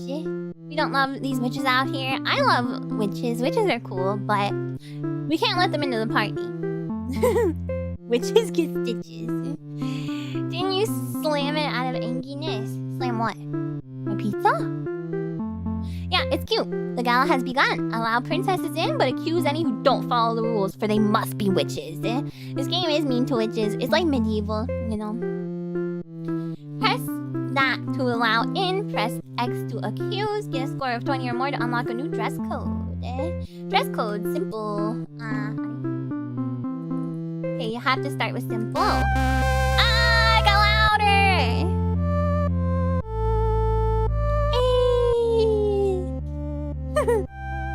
My flat roof. Oh, it might be because I slammed it, yeah. There we go. Okay, no blue dresses. Okay, so she's good. She's good. She's wearing a pink dress. Green dress, even though it looks like a very witchy dress. No! She's a witch. She's fine. Gandana Percy Ham. Sarasha Shimmerclap. You're fine. You can tell because of the way she is. I'm not a witch. I'm a spider.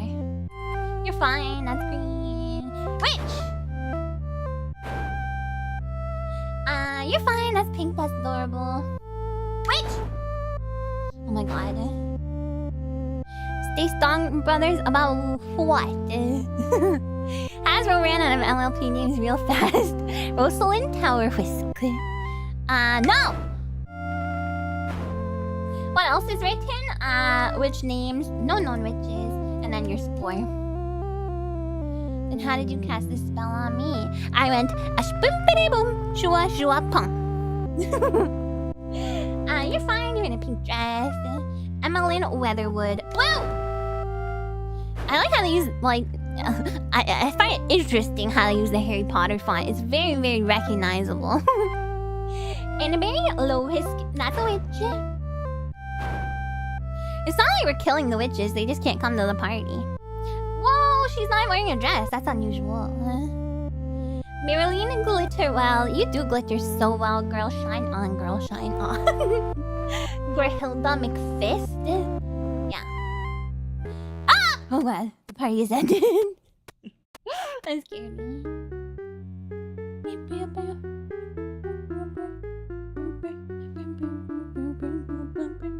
So I guess I didn't do it fast enough to unlock another difficulty. But that's Welcome No Witches, a game on Pico 8. They get much more complicated than this. I just want to show you guys a very, very simple game. But the games get very, very, very... There's some very, very cool games on Pico 8. I play plenty of them on stream for you guys to see. So, hi, Board Clips. The Witch are making their own party. Maybe. And maybe they're playing to kill... Man. Keep going. We gotta keep moving. We gotta keep moving. Good thing I didn't say no orange dresses. Why? Oh, because I can't tell the difference between orange and red. Is it? I thought you were gonna say something about me being a witch. Because I was wearing an orange dress, but I'm not wearing an orange dress. I'm wearing a white dress. So that didn't make sense. And then I clued into the actual thing. The actual joke. So that's Pico 8. I need some more pizza. I'm sorry. So I can like see the extra seasoning on the top. It's so tasty.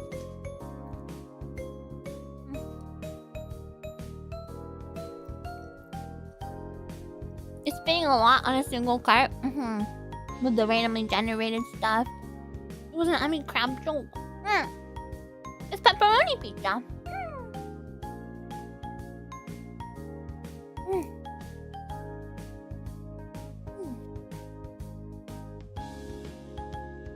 Oh my god, my lips are freaking coated in this like Parmesan cheese and spice mixture. There's so much.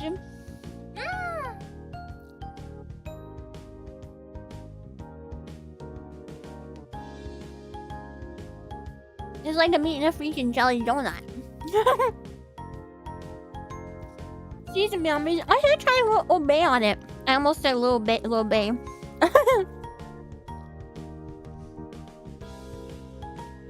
何か食べてる。ピザです。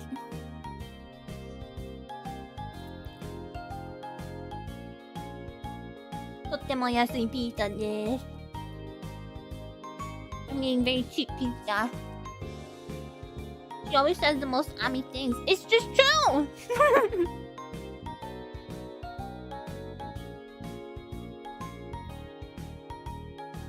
What do you call buying supplies for a project?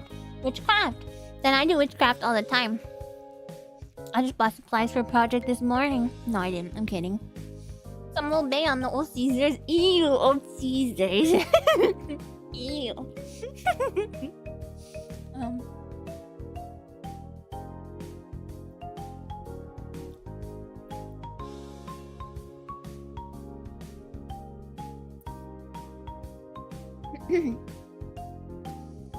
Ew. 安くても羨ましい。あ、そうね。日本には安いピザなかなかないんじゃないですか。Cheap pizza is quite uncommon in Japan. Single cart development from Pico 8 is its own difficulty that requires a weird type of programming to save tokens. There's definitely a lot to get into, but you can make a very simple game quite easily. Still hoping for that witch Asmer. Are you turning this into a cat? I'm still planning on doing it. Someone should open up a calzone place called Big Bootes. And they can have a dish called Etu Bute. That gives you, like, heartburn.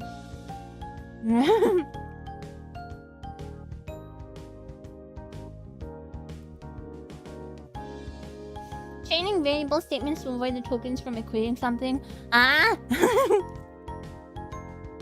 冷凍ピザは安いよ。聞いたことない。I don't know 冷凍ピザ。Anyway, next we have a very famous game engine. Very famous free game engine that you may have heard of.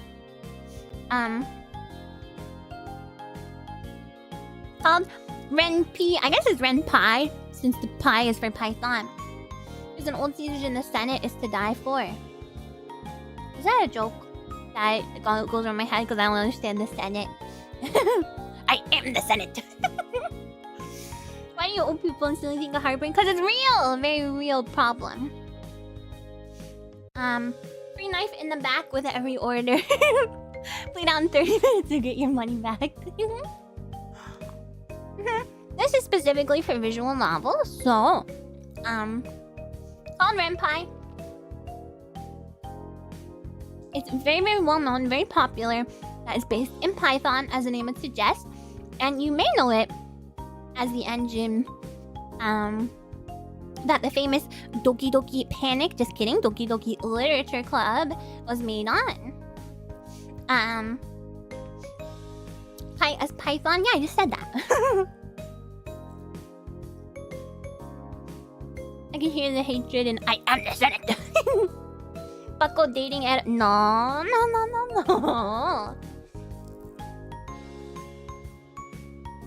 You know, I've been reading it as Ren'Py too, like in my head. But it's definitely Pi for Python.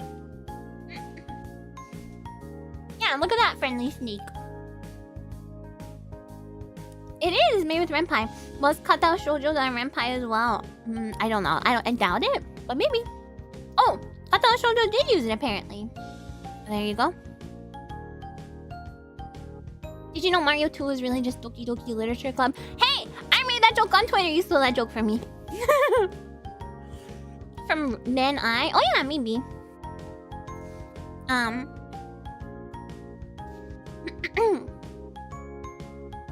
Okay.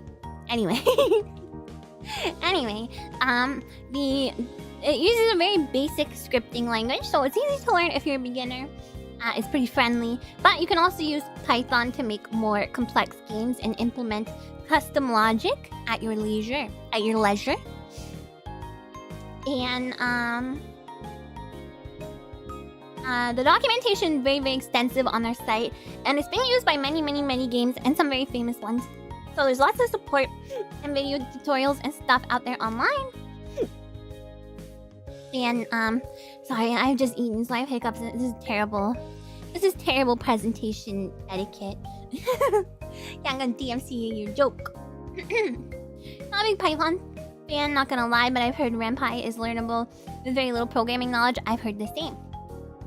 I do have another visual novel engine on here that to me looks even easier, so stay tuned. But the game development environment is pretty all-inclusive, although obviously you're going to need to know how to make or find graphics on your own. There is a extensive menu system included that you can build upon, and it allows you to like load and save games. It's great Shot Day streaming. It is. I love Shot Day. I'm glad you guys don't mind me eating on stream. Got those 8 way too fast hiccups. Yeah, I'm down 2 slices of pizza. We want Taki points. Points for what?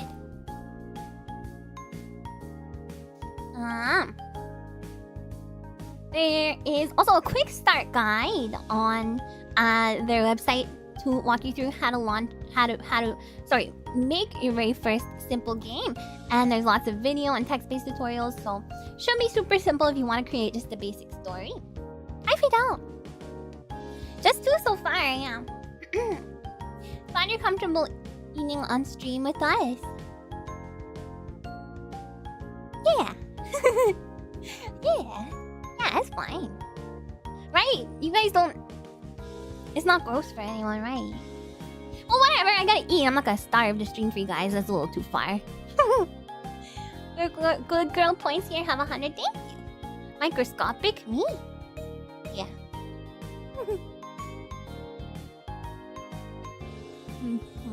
Okay.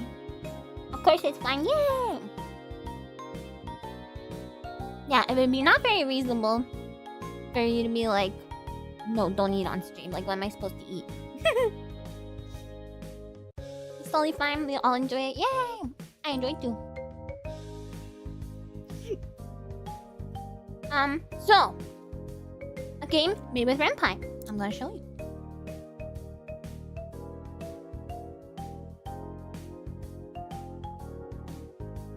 It's making you hungry. This is the risk of an Amiya Aranha stream. You know issues? Good. Okay, I'm glad we're all on the same page. I'll continue eating pizza. Okay, so the game I'm going to check out for Ren'Py is called Don't Open Your Eyes. Ren'Py, sorry. And it is a very like a horror kind of game. A spooky visual novel. And this person I think just took photos of like their room, so that's pretty interesting. Spooky sound. Don't look at me. Don't look at me. It is a victory to make a Bucko hungry, yeah. You got your first Bucko, what does that mean? Yeah, you can see me, just, you know, we're just talking about the game. You guys keep your eyes on me, just don't look at the game, and then you won't get in trouble with the ghost or whatever. No, do look at the game, because it's cool. It is, where is it? This one. Start.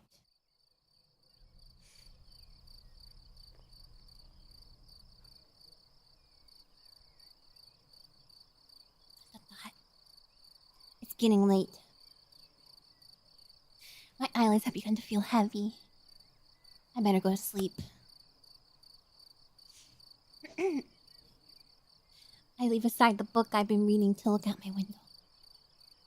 The process of falling asleep is always a struggle against noise. Barking dogs, police sirens, or even my own intrusive thoughts. But not even the turning gears in my brain are producing much sound. Tonight is just oddly quiet. Quiet. You know about this one? This one is cool. You guys know this game. I just picked one at random. Too quiet. I feel restless. My sight veers towards the hallway outside my door. Distance between my room and the opposite wall is only 10 steps long. It's okay, guys. It's okay. I know, since I made a habit of counting them whenever I go out. You guys all know that? Wait, really? 1, 2, 3. Absent-mindedly, but always. Don't know why. Maybe I just like being aware of my surroundings to the smallest details. But tonight is different. The hallway looks like it stretches into nothingness, like the throat of a gargantuan beast. Logical thinking cries that it's just my imagination. There can't be anything wrong or different about it. It's just the hallway. But hi, Rapture Queen. But I don't want to look at it. So I take a deep breath and close my eyes. The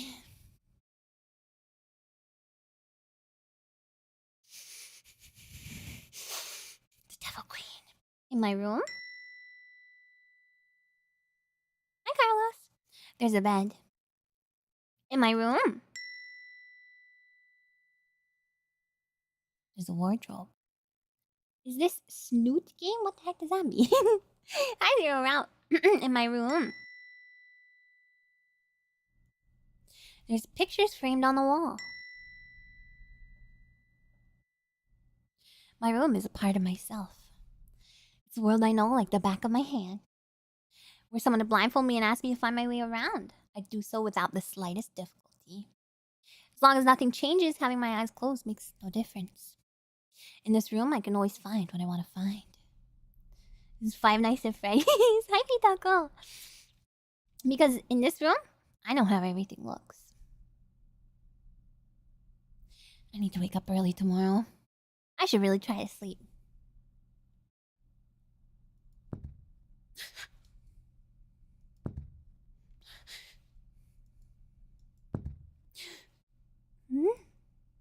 What's that sound? Are those footsteps?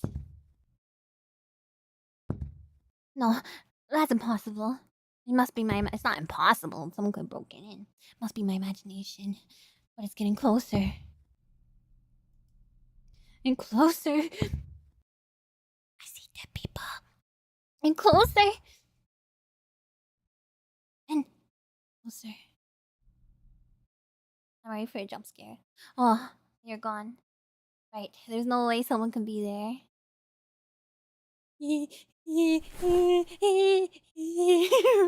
Oh, okay. It's very slow. It's not jump scary. It's a goblin. It's a goblin. Open your eyes. Yes.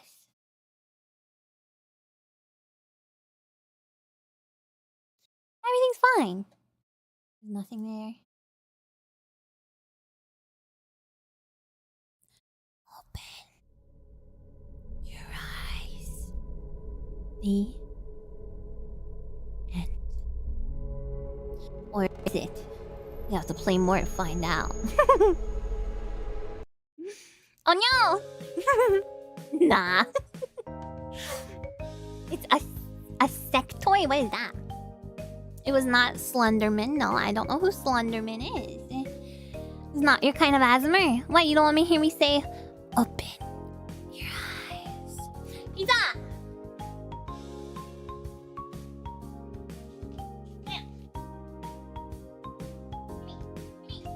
That's not cook good.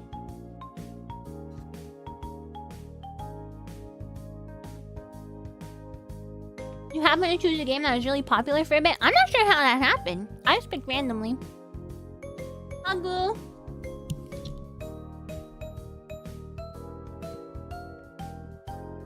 Hi, Sugar Mom. Hagu with fish on my mouth. Oh.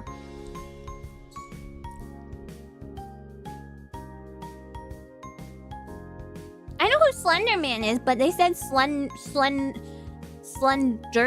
with the U. I was being a little cheeky.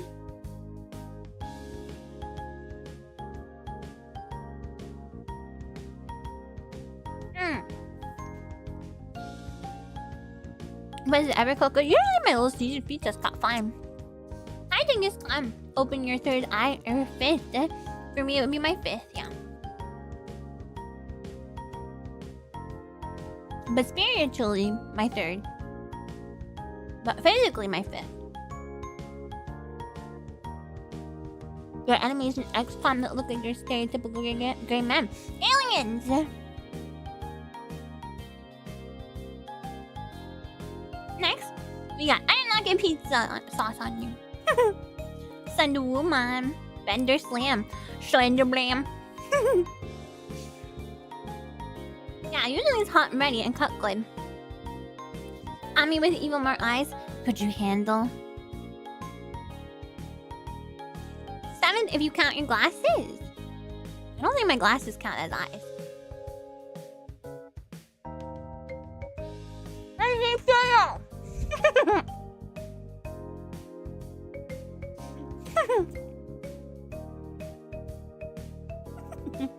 Give me a sec to finish this slice and then I'll start talking about it.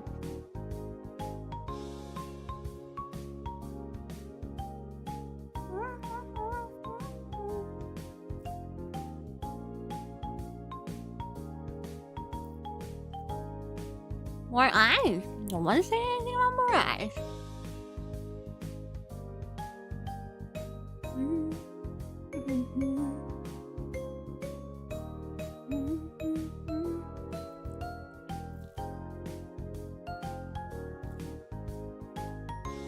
I'm feeling good. Don't worry.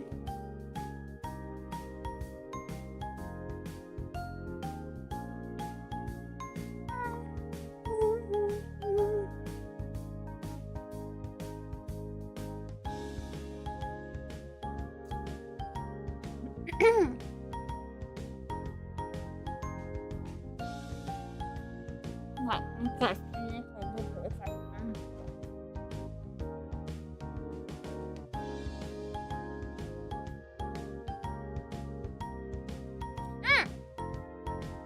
Hi, Phoenix. Amiya Aranha, the IS VTuber in town. I probably am not the IS, to be honest. Alright. Adventure Game Studio! Yay! This is another free one. You play this game? Yeah, 5 Days a Stranger was pretty popular back in its time. And the whole, there's like a series of games in this series. And, it is a point-and-click adventure game, engine. So, it's probably the most straightforward option if you want to make a point-and-click adventure game. Although it does use coding, and its editor specifically uses C and C++. You know. So, you probably want some basic knowledge in those to be able to utilize this to the fullest of its abilities, especially since the documentation and tutorials are sparse. It is a pretty old engine, but you might have to dig around to find stuff. You love the Chisel Mythos games. I have no idea how to say it, but yes. I played 5 Days a Stranger a long time ago. Don't remember anything about it, so don't ask me. But that's why I included it here, because I was like, whoa, that was made with this thing? Cool. Really sad to see it doesn't run on any known OS. Okay, so this is where I started forgetting to put the... It definitely runs on Windows, but I'm not sure about much else. I can look it up. Hold on.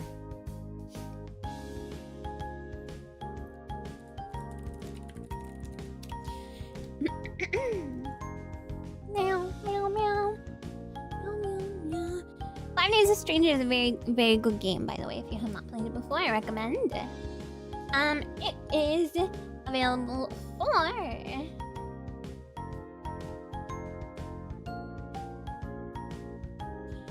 Windows 10, Windows 8, Windows 7, Windows Vista.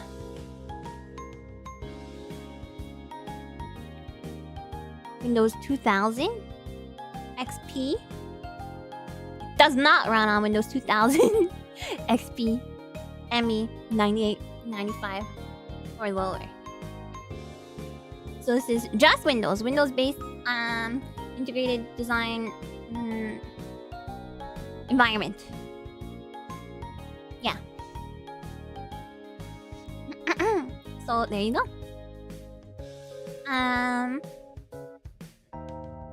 So yeah, the tutorials are a little... They can be a little hard to find. You have to dig a little bit, but it is very old, so there is some documentation. And the software itself looks kind of archaic. you know. But but it still works. It still works. Oh, I have it written down here. I'm a fool.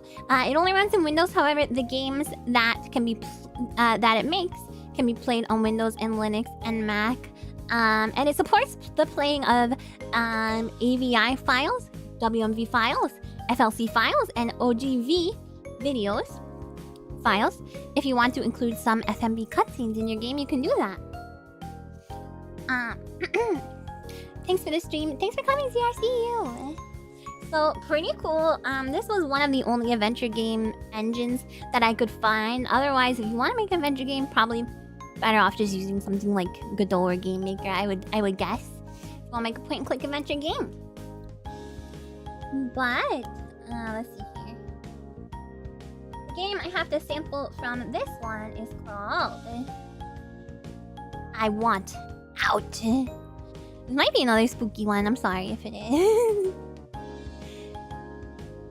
You remember Windows 98 constantly crashing on your laptop? Good times. Wait, the whole thing? Windows has performed an illegal operation. Scum is still out there. I don't know how Scum works, you know. But apparently someone said that some of the games are compatible. It could be compatible with Scum. I don't know how only some of them would be, but there you go. So yeah, it's called I Want Out.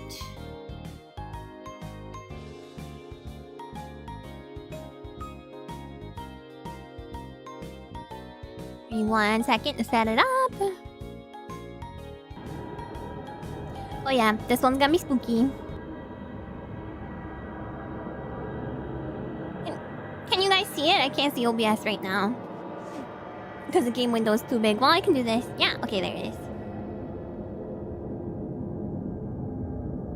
Considering getting into game development, I've had a lot of ideas for adapting my tabletop group. Ooh. Yeah, I'm sure there's tools for that. Okay, new game. It does sound spooky. Hey! Oh! No, below. See you, Optimus! It's a skeleton. Hey, sir, what's all that green stuff? Yes, there. I need help. I want out. I want out! Well, I'm not gonna let you out because I think you're probably a zombie, dude. Start now. We ain't got no time for a tutorial. Don't walk away from me. Hey. Where is the kid? This is me. What's this? Where's my... There we go. Look at... piece of paper. Old papers on the floor. This camera movement is crazy. Pick up. Piece of paper. No! This paper's all wet. I gotta be done. If I take it, it'll tear. Yeah, it is a really cool art style. This looks amazing. It's a soda vending machine. The light doesn't work very well, but there's still power. It's full of soda bottles. Soda pop. It's a panel to display ads. Walk on the goo. Walk over the goo. Oh wait, is this another vending machine? I think it's a distributor of subway or train tickets. Screen is off. It must be out of order. There's a hell of a landslide here. It was probably a corridor or a passage. Was it possibly the only way out? It's higher res than most AGS games. Yeah, somebody did some fancy footwork with this, I think. We pollen. It's green. It's green. It's not pollen, I don't think. This door's been blocked with wooden boards. Looks as if someone didn't want us to get out. It's the sunlight passing through a small hole. Jump! Jump over! Impossible to cross by jumping. Alright. You don't have a death wish, I suppose. It's pea soup! Yeah. The green stuff is hag dust. No! Hag dust would be pink or something. It's a kind of hatch. The label on it has a lightning bolt. It must be electrical equipment.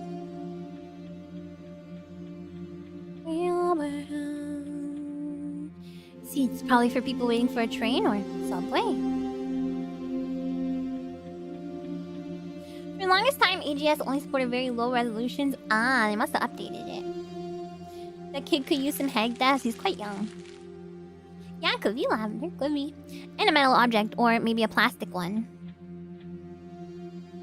Dirty packaging mainly. A metal thing or a plastic thing. I don't know. And yet, more dirty stuff. It's trash, alright.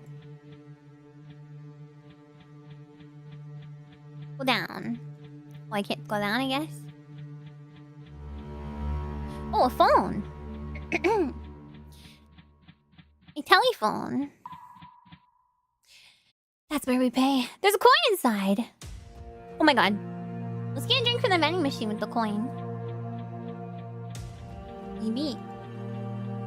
Just remember I have this on my computer and I intend to play it blind. Oh, okay. See, the thing is, I'm only gonna be playing it for another couple seconds, but it's a soda vending machine. It's full of soda bottles. Let's use my coin.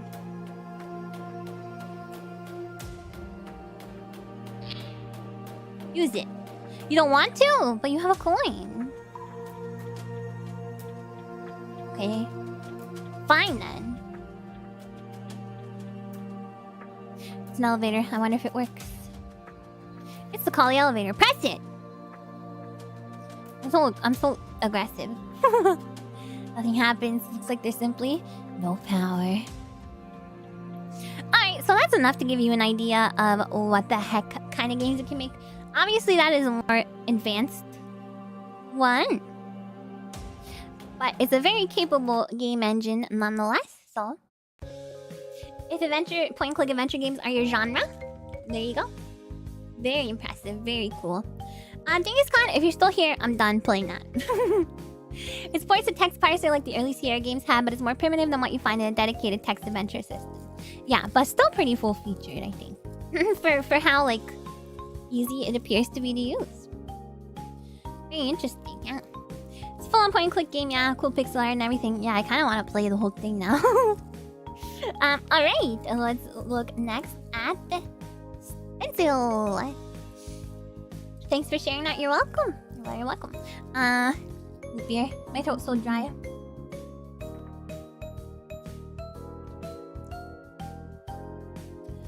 This next one is called Stencyl.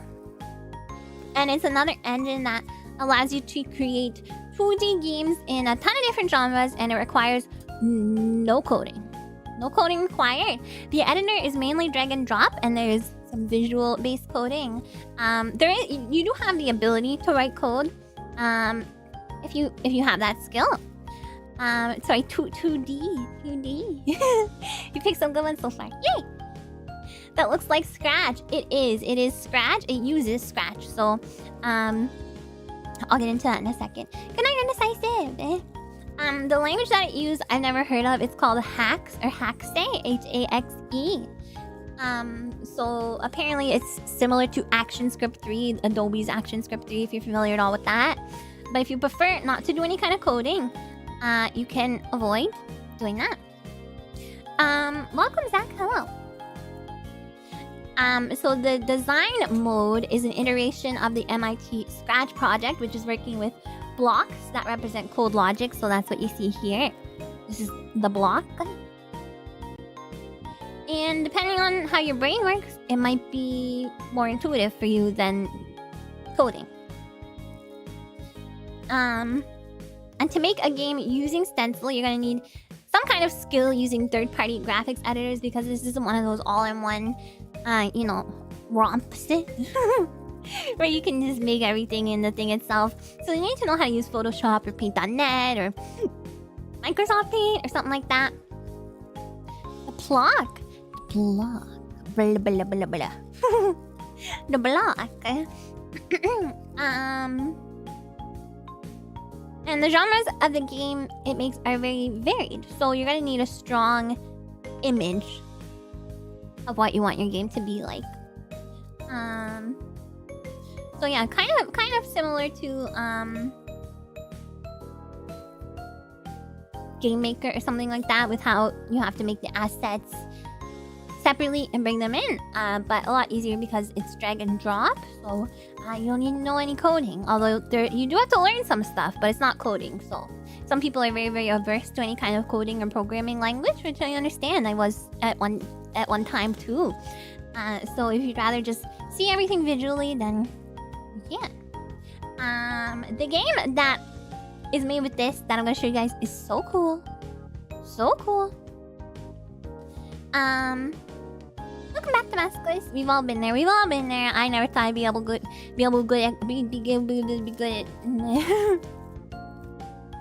at coding stuff. Be able to get good at coding any kind of coding language, and now I've worked with Dua. I've worked with game maker language. I worked with some JavaScript, you know, I'm all over the place. All over the place. So the game I'm gonna show you that's made with this is super, super, super cool. Sacrifice verbal language to get good at coding. I was already bad at verbal language. You codeless buckles, yes. I mean, learn code, but had to sacrifice your English. Stop, it's hard to talk. I know, and my brain is fine, but then it comes out all strange. Okay, the game I'm gonna show you is called Sonar Smash. And it is a shmup where you play as a dolphin. So pretty cute. Here.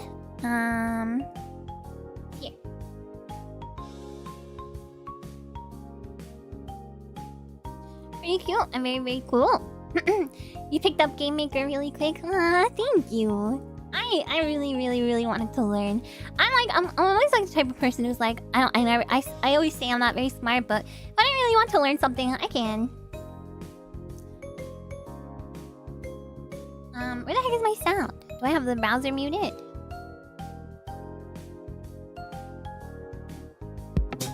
I did have the browser muted. A game where you play as the villain. Dolphins aren't the villain, truly. Okay, I got some daily rewards, whatever. This game can make games. This engine can make games that are playable on like phones and stuff. So probably this was more meant for that. But I'm playing it on browser. Cool, smart spider mama. I got some rewards. Okay, cool. Play. You unlock your first skin. Tapped off. Oh, I can be green. Cute. Alright, let's assign all my stuff. Got no more items. No items. A relic. I don't know what that is, but here we go. Here we go. Time to play. Oh, Sonic rings.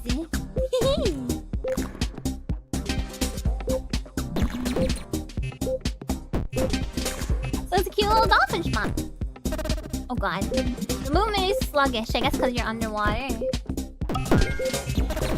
And this was made with... ostensibly... I died. This is made with ostensibly very little coding. And a drag and drop editor. So very cool. Although, like I said, there's the ability to use coding if you want. So... perhaps this game did. But again, you should be able to make something very simple. But if you're the type of person who would rather be restricted to like one genre of game, just to like help you keep things nice and simple, maybe not the one for you because you can make like anything. I don't know if this is a kid's game, but yeah, it is weird not to have like mobile ads pop up. Everything in the sea is grooving and we're killing it all because we're the dolphin, the villain. Killing it with sonar waves.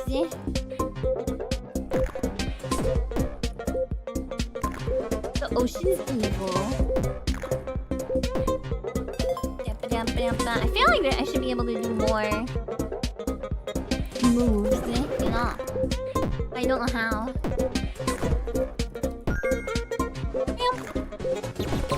It's pretty cool for dolphin propaganda.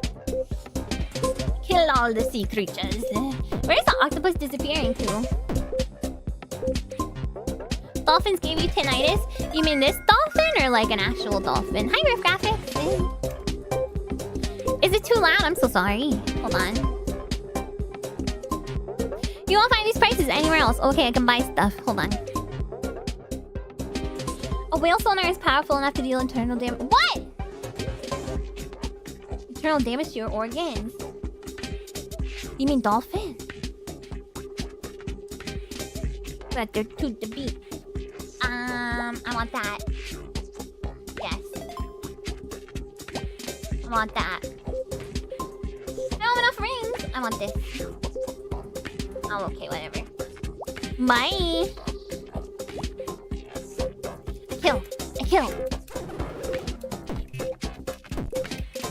I kill the merchant and steal his stuff. This is a dolphin. The game is called Sonar Smash. Well, it's actually not called Dolphin something or other, but... Hello, Xavier. Submarines can do much more damage. Well, that makes sense. Those are very heavy vehicles. Very large vehicles. Anyway, that gives you enough of an idea of this game.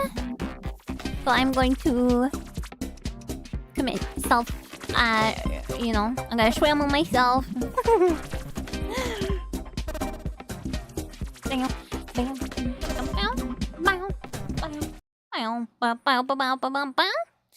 chunky. Okay, I thought this was gonna be a very short presentation. I have 1, 2, 3, 4, 5. I have 5 game engines left to cover. It's a lot. It's a lot. My throat hurts. But I'm doing my best. Gambaru. Commit justice against dolphins. Scott, I think you might be a little biased. The evil dolphin was defeated. I defeated him. That means I win. I won the game. RPG Maker. You don't know about RPG Maker, right? Right. I feel like everyone does. It's been around for a very, very long time. Since like the 90s. And, well, late 90s. And it does exactly what the title would suggest to you. It makes RPGs, although some really creative game devs have managed to make some outside-of-the-box games with it. Hello, Night! And if you're like me and you were addicted to the internet in the early 2000s, you may have came across RPG Maker on like Kazaa or LimeWire or some old peer-to-peer sharing kind of situation software. And you might have given it a try. It's really, really easy to pick up and use, even if you don't have any knowledge of game making. You were made in RPG Maker. You have 6 versions of RPG Maker. Oh my god. Yeah, this is the OG right here. So it has a tile-based map editor, and it's pretty what you see is what you get in terms of how the game's gonna play out. Hi, Conway. And no programming knowledge is required to make a basic game, but if you want to get fancy, you're gonna need some knowledge of Ruby or JavaScript. It depends on which version of RPG Maker that you use. Oh, apparently RPG Maker XP is free in Steam, and I believe that would be JavaScript, that one, but maybe not. This is a childhood maker. Really, I spent so much time, not even like necessarily making it a game in RPG Maker, but like just like listening to the MIDIs.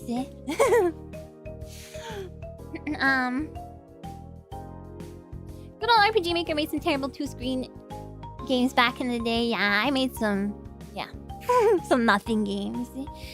They mentioned only I didn't, but yeah, there's been a lot of like horror games. There was an era where everyone was making like different kind of horror games on RPG Maker, and only is one. It's something. You made so many edgy, toony, angsty RPG Maker games as a young teen. Yeah, it really is that like easy to use and that accessible. You can really use it no matter your skill level. RPG Maker script is very different. It doesn't use C+ or Java. Some versions use JavaScript, and some versions use something called Ruby. Misao, Crookman, Ib. What's Ib? IB? Ib?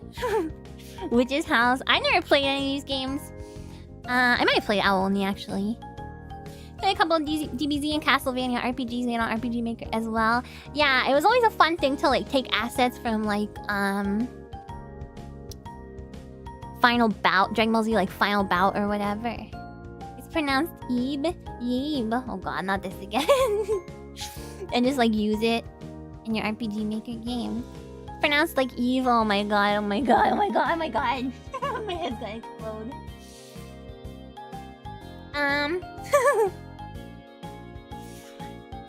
Yeah. Ruby or JavaScript, depending on which version you decide to use. And it has a huge array of assets that come with it.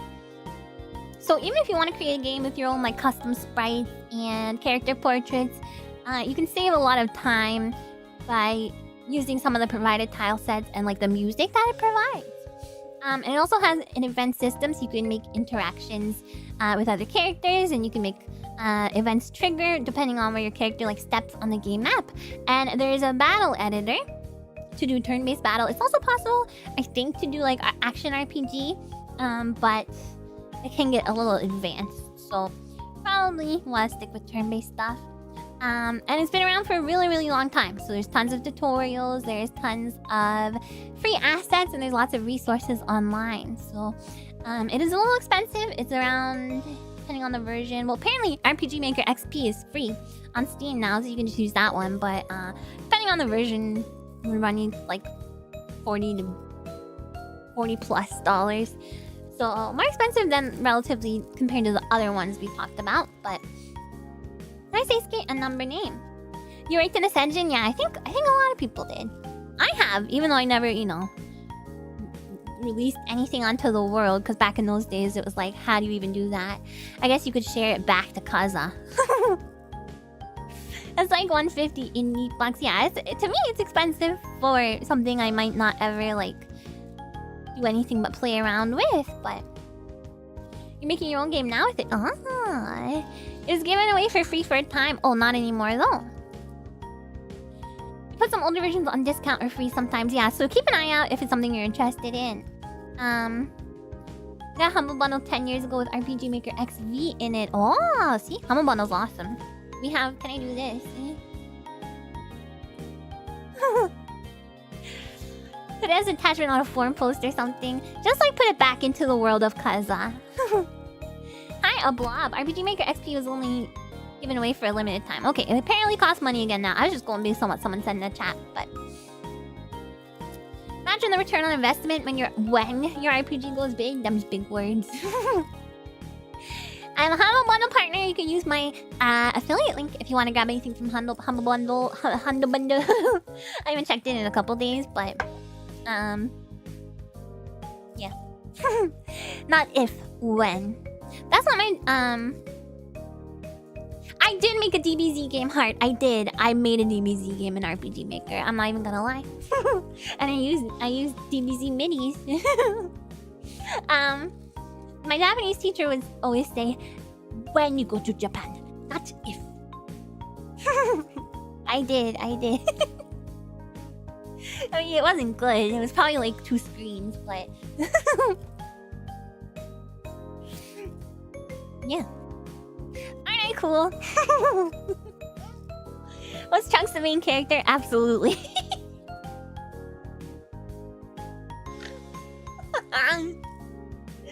No DBZ RPG stream. No, not Sonic. I did DBZ, not Sonic. I did go to Japan. Yes, he was right.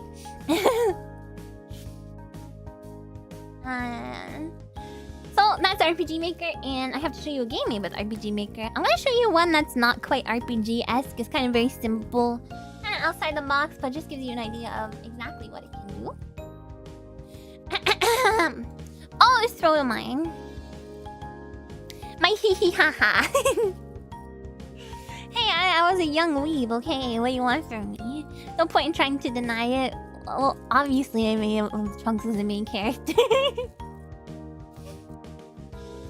Trunks beat up Sonic in Ami's game. It would never have even occurred to me to put Sonic in an RPG Maker game. In fact, at that time I was probably playing the Sonic like CD-ROM like collection.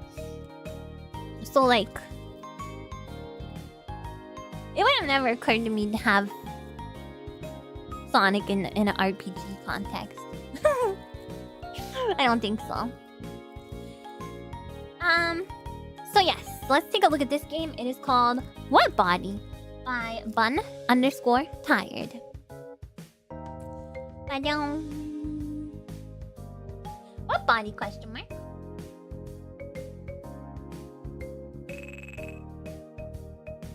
As you return home, you found a body! Wow! All this music. Someone really likes to mess with my room, huh? I guess I'll have to clean it. Mr. Sean Ho, are you home? I've been informed about suspicious activities going on inside your room. May I come in? Oh. I guess I have to do it quick too. Oh god, oh god, oh god, oh god, oh god, oh god, oh god, oh god, oh god. The murder weapon. Oh god, oh god, oh god. Ah!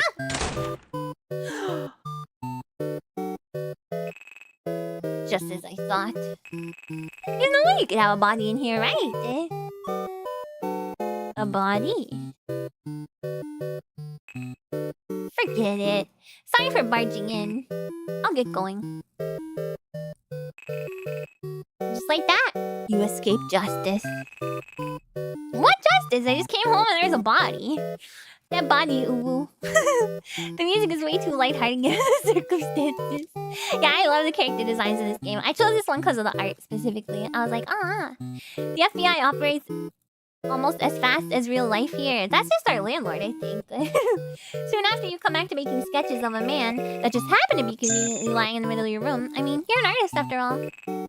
The end. Coolest end. Found one out of 3. Oh, there's 3 endings. Let's try and retry. I have to clean quick. So what if we don't clean? What if we clean all the body parts up but not the blood?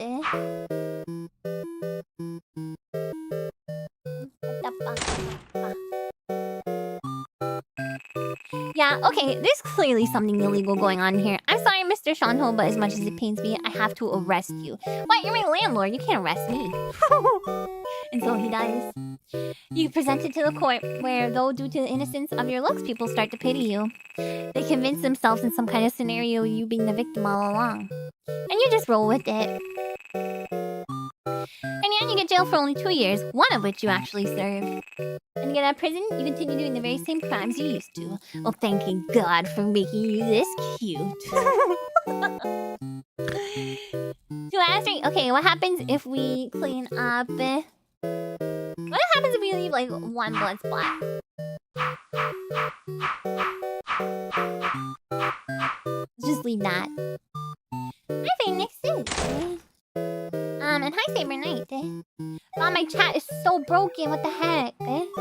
Sorry, guys, if I'm missing anything. Well, it surely looks a little weird. What is that again? Halloween decorations?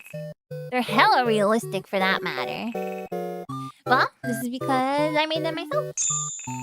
Oh, it makes sense with a C. You're an artist after all. Damn, this is cool. Can you teach me? For payment, sure. Eh? No way. Maybe for a treat at cafe or something? My boss leaves me broke for a while now.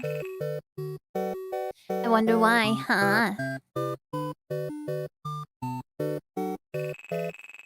And so he treats you to sweet tea from a nearby cafe.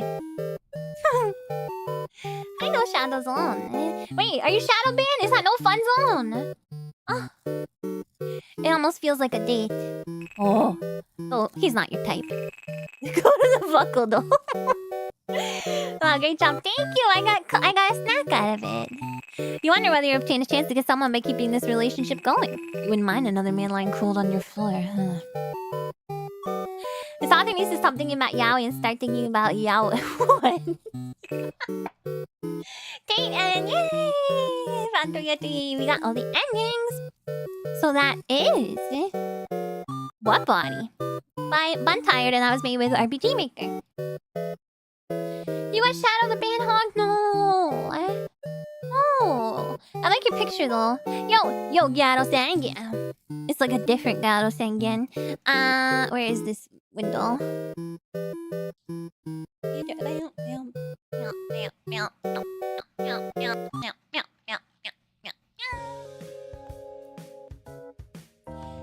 RPG Maker, folks.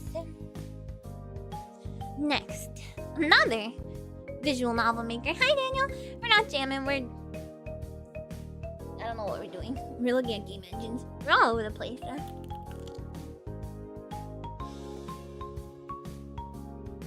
What? We're gonna have pizza. Okay, forget it.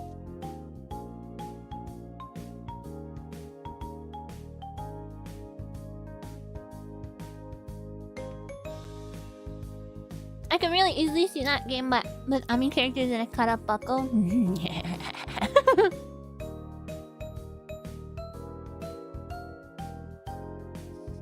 Lesson today on how you can get away with anything by being cute. That's not real. What?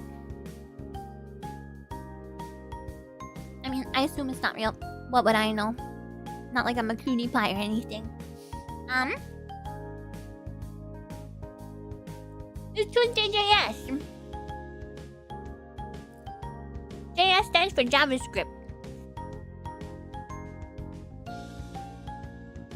This is a visual novel editor, and based on what I know about it, it is one of the most straightforward to use ones that I've seen, even more straightforward than Ren'Py. Ren'Py, sorry. You guys are cutie pies. You guys are a cutie pizza pie, and I'm gonna eat you. Bucko pizza.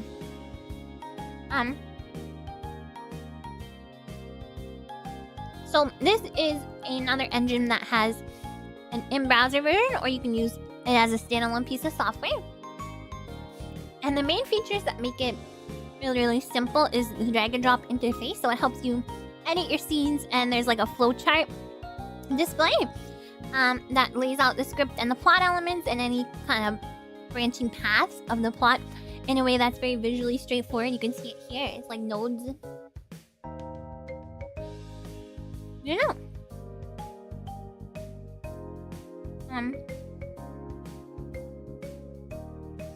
So the software is written in JavaScript, and that's why JS is in the name. But you don't need any programming knowledge. But if you want, you can use JavaScript and CSS to add more advanced and complex elements to your games. And in a very unique twist, you guys are gonna love this. You can implement ASCII art if you would like to make an interactive fiction game, but you don't want to mess around with the other text-based adventure game engine I mentioned. You can make one in Tuesday. And that's the kind of game that I'm going to show you today.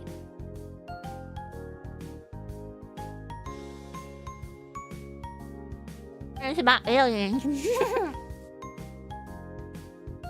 It's very cool.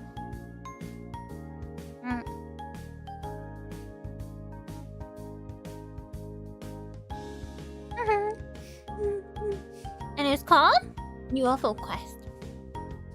JavaScript this, JavaScript that. What are those coffee beans doing writing this much? Coffee beans are very smart. This might be perfect for what you're thinking of making. Wait till you see the game that I found. It's so cute. You're gonna love it, and I think a lot of people might want to use this one once you see the game that I found.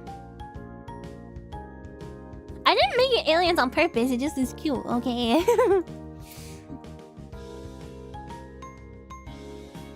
UFO Quest.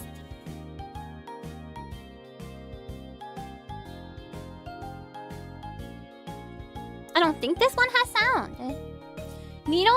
Cool beans, indeed. So this is a splash screen for the engine. UFO Quest. Click next. Wow! I went to a house in nature to take a break from the bustle of the city. On the night of my arrival, I heard a strange sound, like a theremin. You guys stop blushing and plocking at the freaking girl on the cover.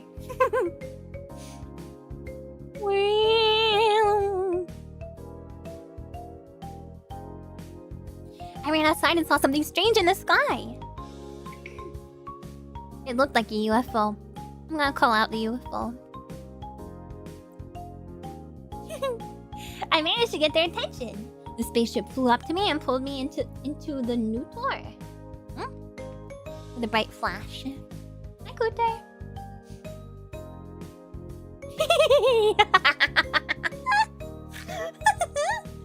When dawn broke, I was met by two aliens and politely offered to participate in their experiment. Oh my god, this is my dream!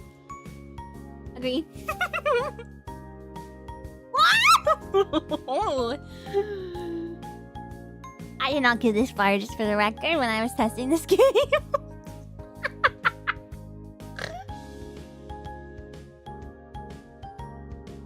Just for the record. I did not know this. I didn't make it. I did not know this happened. Stop, it's not Amicore, stop. I was taken to a room with 3 doors and a woman chained to the wall. Hey, I will make it difficult. Want to make it difficult for you to release me? Is that the point of the experiment? I was also kidnapped a few hours ago. I went to the beach at night to swim. As soon as I entered the water, they kidnapped me and chained me to the wall without explaining anything. Press that button over there to free me. No. Please. I think I would not. Please. No. I think I have to. Okay. Thank you. My whole body hurts from shackles. This is too spicy. I'm gonna get in trouble. Look, one of the doors open. Let's see what's there. It's not my dream. Shh, shh, shh. I didn't get this far. You don't understand. Eh? Wow. This is an exact copy of the house that I rented. Only the view from the window is different. I don't feel comfortable. Shall we try other doors? Stay. Oh, God!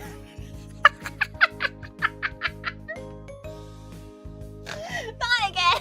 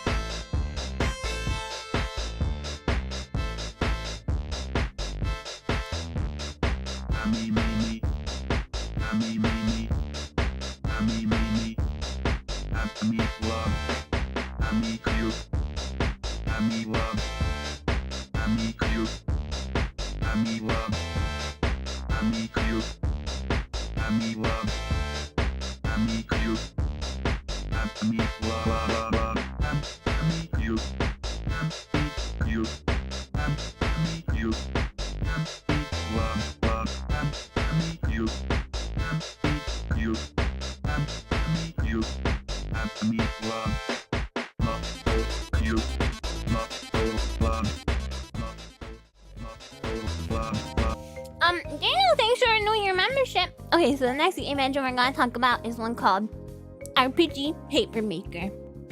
And you may think to yourself... you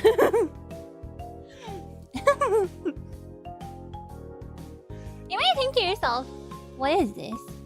Things are pretty wild here on the Amiya Aranha church. I don't know what you're talking about. Hi guys. I'm okay. Everything's fine. It's just asking. I'm not gonna get in trouble. So, this one is very cool. Because it's similar to RPG Maker, which we discussed previously. But, oh, in the sense that it's meant to, you know, create JRPGs. But there's a unique twist of being able to make a 3D environment with 2D sprites or 3D objects if you desire. No wonder they chained that lady up. She a freak for... I don't know why she... Anyway. Whatever. There...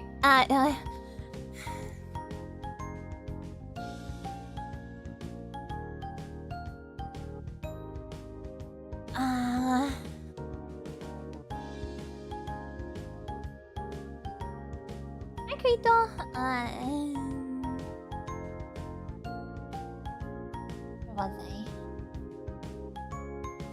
It can be used on Windows, and Linux, and Mac.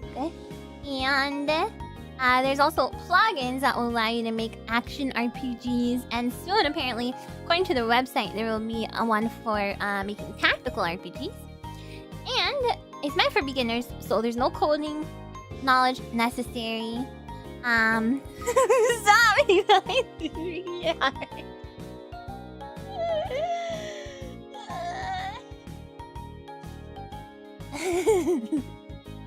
RPG Paper Maker.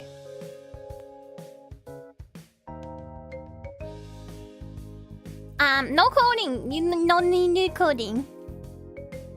And the editor itself is very... What you see is what you get. In terms of placing objects and making events. But if you want to get more of this, you can create your own plugins with JavaScript, and you can import .obj 3D objects models to use in your game. And it includes a 3D map editor, and it lets you place floor tiles and make three-dimensional landforms like hills and stuff. And like RPG Maker, RPG Paper Maker comes with a lot of what they call retro-inspired assets. Or you can import your own. So really, it's ideal for beginners, again, if you want to create something a little more visually exciting than your standard 2D RPG. And there's also the ability to control the game's camera, and you can make some really pretty in-game cutscenes, or sorry, in-engine cutscenes using that. And the UI assets are all totally customizable as well. And some of the available plugins that already exist for this that you can use include support for gamepads, and then there's the ability to move in all directions instead of just kind of locked on a grid. And you can add visual effects like fog to your game with these plugins. And if you have the knowledge and want to create your own plugin, there's a GitHub page for the engine that has a guide on how to create the plugins. And there's a huge amount of documentation and video tutorials available. 2D RPGs are playing. I mean, it's still 2D, but it's like 2D, 3D. You can make Doom, maybe. Maybe. I mean, you probably have to be very smart to make Doom on this, but I would say it's probably possible. Okay, so if you guys understood anything of what I just said, we're gonna check out a game on this called Adventures in. Alright. Yeah, it looks like this. So let's do no.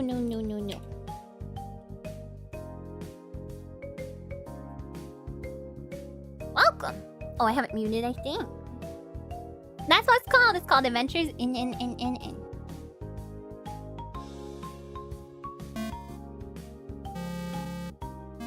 Wow. Welcome. Oh, hello there. Are you... Huh? What's going on? It's loud. Hold on. Turn it down for you.